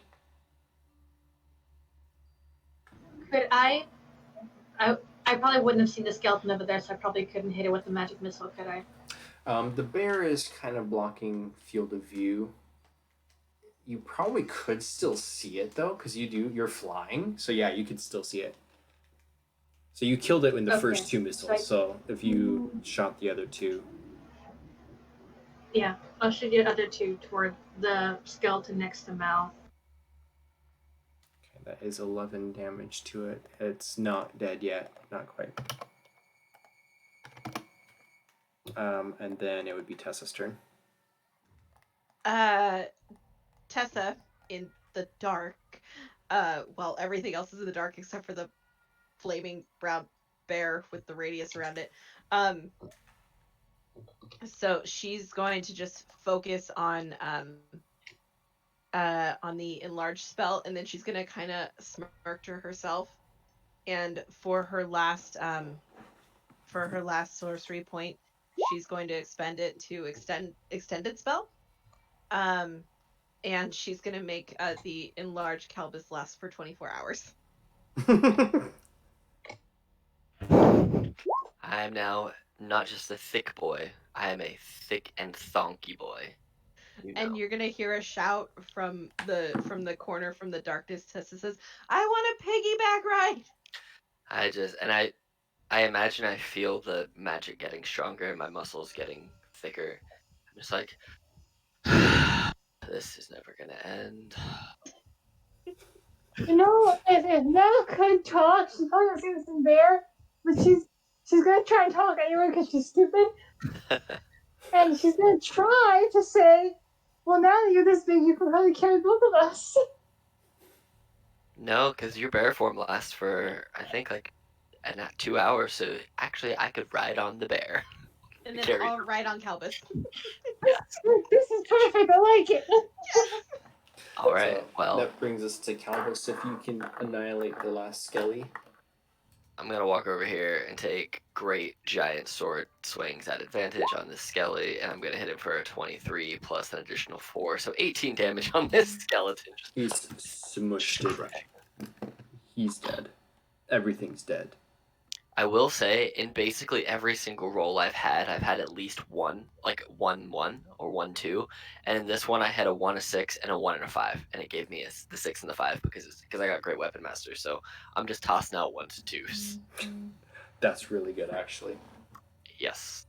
So not only, like, when I look at my crit, I'm pretty sure I had, let's see, yeah, I had a 6, a 2, and then the 2 was replaced with a 5. So, you know, just throwing out crappy dice, whatever. That's fun. That's really fun. Mm-hmm. So, combat is over. Before you, the crypt is empty. All the candles have been blown out or knocked over. Everything is now quiet. We should probably find that key and that writ. I'm But just picturing now you're a bear. You're a bear, so you can't talk. And I love that. I'm gonna growl trying to tell you guys this. Allison's going to look at Mal. I'm sure whatever you're saying is very helpful to the situation, but we can't speak bear. And she'll pat your nose. I'm gonna just swipe you with my claw because I didn't like that. Can I offer ear My scritches? nose, Can I my offer nose ear is very scritches to a bear? sensitive. I would like to stick my hand out for sniffs and then offer ear scritches to a bear. I will accept. I give this giant brown bear ear scritches and then just pet. Good bear, good bear. I'm gonna nuzzle my head into your hand. You know, if I was a normal sized half elf, this would be terrifying, but since I'm not normal, I'm large. You're like a giant dog to me right now. Yeah. Oh man. Question. Tessa's like Mechanics. gonna feel her way against the wall in the darkness. I already have disadvantage against stealth in my regular size. Do I have even super disadvantage at large size? Because I'm even bigger.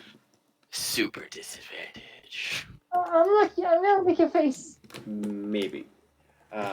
Lyrillist, you are finding up on the statue. This is a carved stone statue of Moradin. However, with a 24, you can see that the face is actually an illusion spell. There doesn't seem to be any other valuables or anything on the statue itself, but it is masked with an illusion.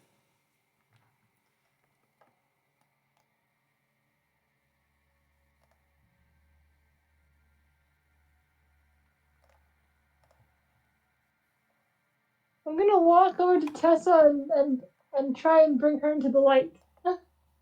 She's like against the wall, like trying to like. She sees where the light wherever it is. It's like, light, a bear.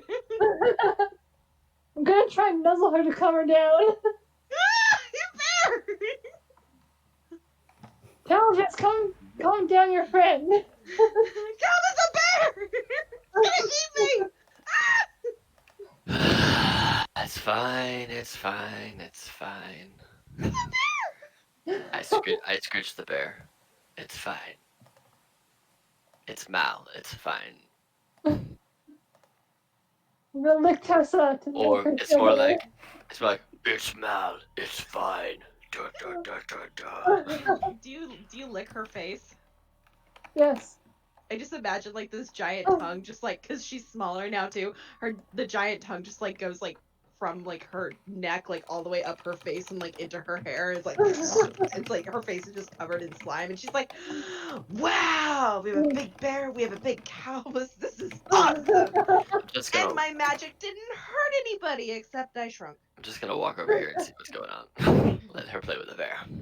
I'm gonna cuddle just- up with Tessa just to, I don't know. Oh yeah, Anyway. I'm scratching her like on her face and her ears, and I'm just like, "Who's that good bear?" Like I'm just having a wonderful time. I'm basically acting like a dog and then do that. Like turn back and expose my belly.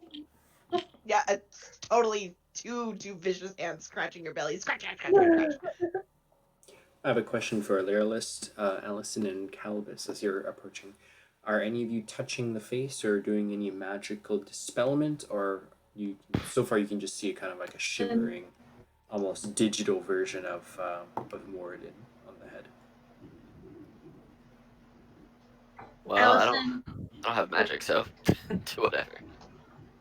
Allison, ignoring the very loud bear, is going to fly up to the statue and go up to the face and run her hand against it. Okay.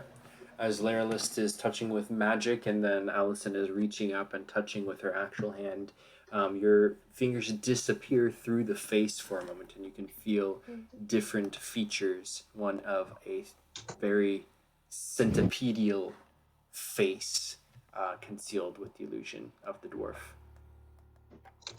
Allison will pull her hand back. Slowly.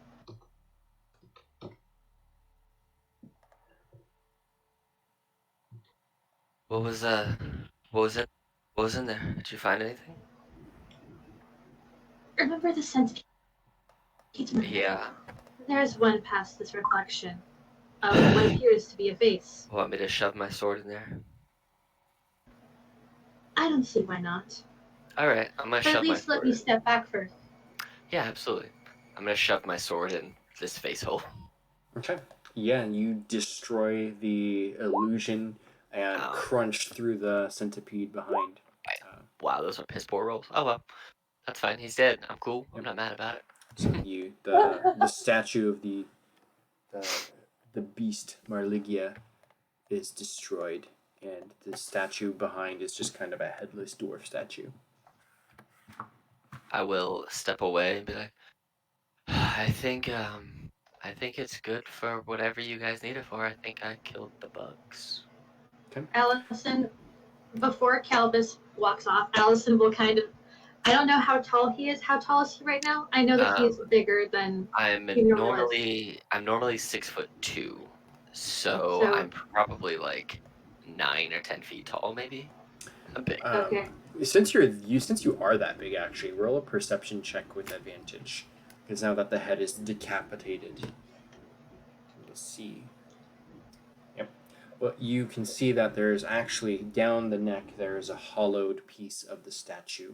The stone is easily like 6 inches thick on each side, but having decapitated the head, you can see that there's an opening. Oh, well then I will just reach my long boy arm down there and see if I can scoop whatever it is out of there and just yoink it up. Roll a percentile die. Oh, no. Allison is watching intently. It's pretty good. That's pretty good. That's very good, actually. Holy shit. There are no traps. However, That's good. your fingers close around a heavy chain, and it seems to be almost, it's probably almost like 50 pounds. But especially in your existing form, no big deal. I'm gonna look at Allison and be like, you should back up a little bit. I don't know what's gonna happen. Allison is going to look at you, kiss the side of your very large cheek, and fly away. And I am just going to basically wrap this chain around my wrist and just like with my larger advantage strength checks, just rip this chain up and see what happens. Yep, you can roll if you want, but you can automatically succeed if you wish. It's up to you. If you want to see how strong. Athletics? Yes. All right, and advantage. 24. Yes. So you just hoist this big 50-pound weight. The chain itself is extremely big and heavy as well, but attached at the end is a fairly small for its weight key. Very kind of wide, stone cut looking dwarven key that weighs 50 pounds. Well, there's this giant key here. It's pretty heavy. I mean, not for me, but maybe for somebody else. Anybody Oh, want it? Allison will call it to Calvis. Oh, Calvis, your curse and Tessa's magic are working in your favor. You can carry that out of here. And me. You hear a shout from the corner as she's viciously scratching the bear. Because I don't really want to carry this with my hands, I'm just gonna like wrap this chain around my neck like it's a necklace and just like tie a big loop and just hang it around my neck. Yep. Since I'm gonna be large for 24 hours, I mean, whatever. Just wear this giant thick ass key like a necklace and just walk over. I'll grab Yep. Tessa, just yoink her up on my shoulders and be like, "Come on, Mal," and I'll pat her on the head and start walking. I'm gonna follow Laralist out. I'm gonna nudge Calvis and try to motion him to get on the back. I will get on the back of this bear, ride it into the sunset. And I will ride on Caleb's shoulders. Woo! There we go. Hey, DM, out of curiosity, Yes. the skull from this dwarven corpse, was it destroyed in combat, or can I go get the original skull? You would find the skull itself was transformed into the flame skull, so that was actually crushed and destroyed. The body of the skeleton is still there. It's just headless and its arm is chopped off. Would I be able to pick up any extra skulls on my way toward the door where Laralist is? Yep, there are definitely other skulls here if you wanted to claim one. Alice is gonna pick up 2 or 3 skulls, shove 2 in her bag, and then hold one in her hand, and walk up to Laralist, trying to be funny, and go, "Hey, Laralist, look! Wow!"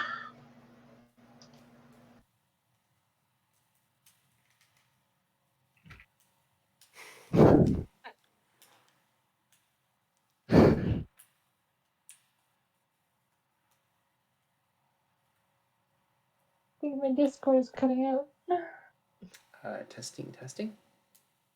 There we Oh, go. we can hear you there. Yeah. There we go. Yep. So, yeah, the Trying to scare. She's definitely trying to scare you. That might be scary enough. Can I roll performance to try to make it funny? yes. Because Roll she's for- trying to tell a joke. Roll for joke. Yes! Blah! Ha! I'm a skeleton. I don't have the guts to fight you. Because I'm just a head.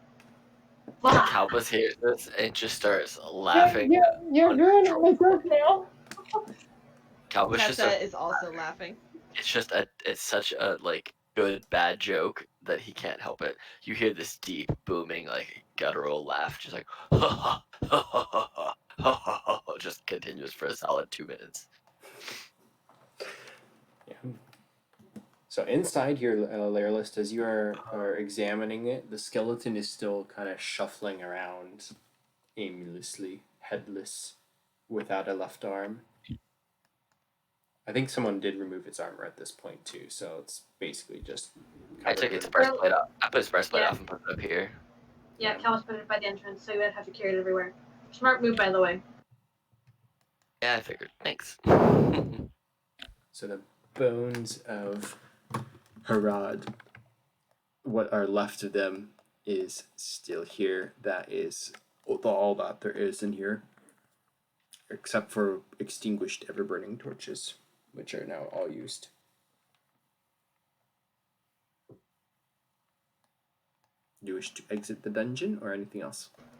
Alice Yeah. is going to move toward the egg. I'm gonna swipe up that breastplate that was there so I don't forget it, which to me at this point probably feels like way too small. because it's made for a dwarf and it was already too small, and now I'm even bigger. So it's like a solid knee brace at this point to protect the knee. But yeah, I'll take it with me and find a blacksmith to reshape it. Last question is: are you doing anything with the animated bones of Hurrad? Mm, I mean, he seems fine. do you want me to destroy it or just leave him?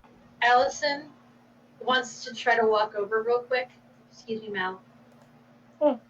And Allison kind of wants to see if she can grab the skeleton, what remains of it, by the hand and walk it out the door with her. Okay. It will follow your lead. Allison looks at it like a little kid who's just like met Santa Claus. Just there's no head, but she just looks so happy, and she looks at the skull in her other hand and tries to place it on top of the spine. It Oh is. Oh my god, there's more of us. It All is you hear is ineffective. Well, that's kind of weird, but I'm not one to kink shame. Young man, I don't care how large you are. I've been on this plane of existence for 700 years. This is not my kink. Okay. Never said it was, just said I wasn't going to shame you for it if it was. So as you emerge up to the top of the coffins area, you are followed, or leading rather, the skeleton guy. I don't know. There he is. Anything else you guys want to do before you head back to town? Is Alice allowed to take the giant skeleton home with her? So it's just a dwarf-sized skeleton, but it roll percentile dice for me actually, because it might be tied to its tomb here still. I'm not sure if it would be able to leave.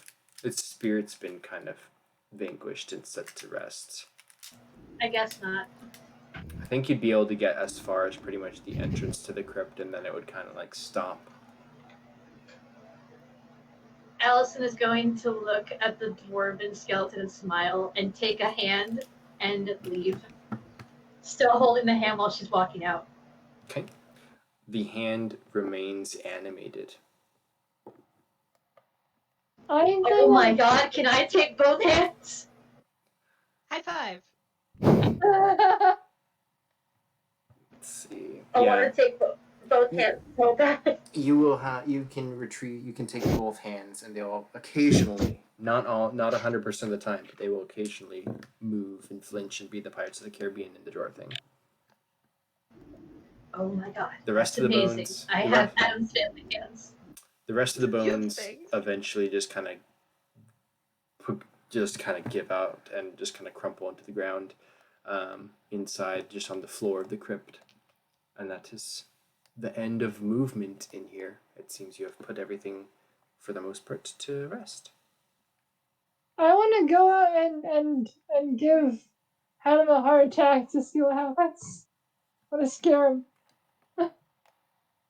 Oh yeah, because at this point No. we're still riding Mal, so like all he sees is a giant half elf with a splatted like changeling on his head riding a bear coming charging at him. Yeah. The chair buckles underneath him, like he falls backwards in his chair, kind of collapsing, and he doesn't move.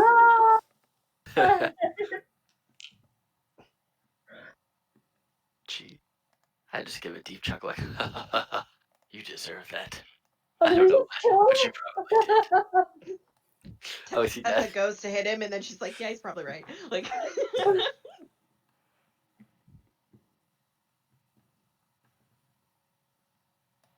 There's a blood hunter? What? Oh no, have we made a mistake? What have we done? He's passed out. He fainted. Okay. should we put him on the back of the bear and take him back? I'm gonna do the equivalent of a bear laughing. So roaring. Oh, that's funny. Hey Mal, just pick him up by the scruff of his shirt like a mama cat does to kittens, and let's carry him back home. Okay, let's do that. I can only imagine what this looks like a giant half elf riding a bear with a smaller humanoid on on the half elf shoulders, carrying a dwarf by his neck down a hill. It's Jesus. yeah. So I guess that will conclude the game. If there's nothing anybody else wants to do, then I want to know his friend's reaction when he sees me carrying his friend like that. What's his name? Mark? it's not even so much the friend; it's the city guards. The town guards are all kind of in an uproar and seem to be like closing the gate, and they see you all coming, and then they see kind of that there's a bear being ridden, and there's a huge guy, but he's not as giant as some of the other giants they've had to deal with in the past. So it's kind of like, what's going on? And then they kind of realize what's happening. They open the gates back up, and you're all welcomed back into the town.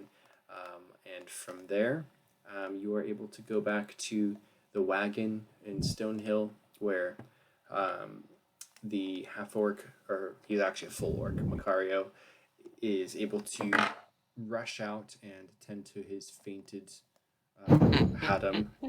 And from there, you all are able to get paid. They will ask you where if you were able to find the writ, and that would be no, but you did find the key, and so they are extremely happy about that at any rate, and they'll pay you all your 200 gold pieces, and there is still the deed to their property if you want to somebody have that, or if you wanted to try to just sell it, you can probably get about 150 gold for it. We can make our own guild. Nah. That sounds like a lot of responsibility. Tessa's not up for that. She just left school. She needs a break. Is this 200 per person or 200 total? 200 per person. Okay, cool. You said we get 175 if we sold the land? It's 150 based off of your realtor. So that's 30 gold a piece between the 5 of us. I mean, sell it? I got no reason to keep a key to a piece of land that I'm not gonna stay on. Well, if we're not gonna have a guild, then I don't mind selling it. All right, let's sell it. 30 more gold a person. Woo! Oh, you can try and upsell. Go for it. I'm not opposed to getting more money out of it. I would try to, yeah. Tessa would jump off and try to help the salesperson upsell the property to see if we can get a little more. So layer list, I'm just gonna say you get an additional 200. This is on top of whatever you got in the last game. They do pay you a little bit more. If somebody is going to try to handle the sale of the property or hire it out to somebody else, then you can have a roll to try to get more for it, but it might also be less for it. If you guys want to take the risk, I have a +5 to persuasion. I will gladly help you with advantage by being an adorable, unimposing, angel-looking little girl. I would say there would only be able to be one person to do the sale for this, because essentially what it is you're getting somebody else who's actually in that industry to be able to do it. So one of you is going out to get a real estate agent, essentially. So one person. Yeah, I'd say go help Lara List get some advantage on finding a good realtor to sell this. Yeah, that's what we'll do. Cool. Okay. So Lara List, if you want to roll a persuasion check, you can see what it is. Does he get advantage because they're helping him? Actually, no, there's no advantage or anything. It's just flat roll for persuasion. Ooh, that's a good question. Can you cast friends?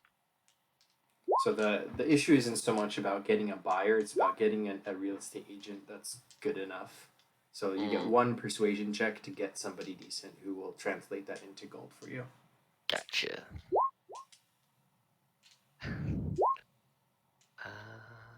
Okay, you are now buddy with the real estate agent. Nice. Okay. Yes, that's a good roll. So, a handful of weeks passed. The deed has been kind of put into the libraries of Zendred and recorded, and then it is eventually transferred to your ownership as a joint So all 5 of you are part owners of this property, this farmland just outside of the Durnfor mines. It is eventually sold a couple weeks later, and you all receive a check in the mail. And that will go for 225 gold divided by 5. So you all get an additional 45 gold pieces as your share of the land being sold. Huzzah! Cool. Oh, cool. That's 50% more than it was before.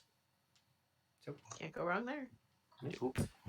Lairlist happened to know a good contact, it looked like. So that concludes the game of the Deception of Marligya, which I can never pronounce. Nice. How much does it cost to reshape a breastplate to fit my human form or my half-elf form over a dwarven form? 25 gold, maybe? Ah, okay, cool. Awesome. Yeah. Nice. Yep. So if there's nothing else, I'll go ahead and end the stream, and thank you all so much for playing. I had a good time doing this dungeon. I'm not going to run anything like this again, but just for kicks and giggles, if you were curious, in order to get the actual writ inside of the sarcophagus, you needed to put his bones in the sarcophagus, and then that would lay him to rest. But we had fun anyways. So they are able to pay you, and they have the key to work with whatever they're doing next. So that concludes the game. Have a great night. Yay! Cool. Have fun.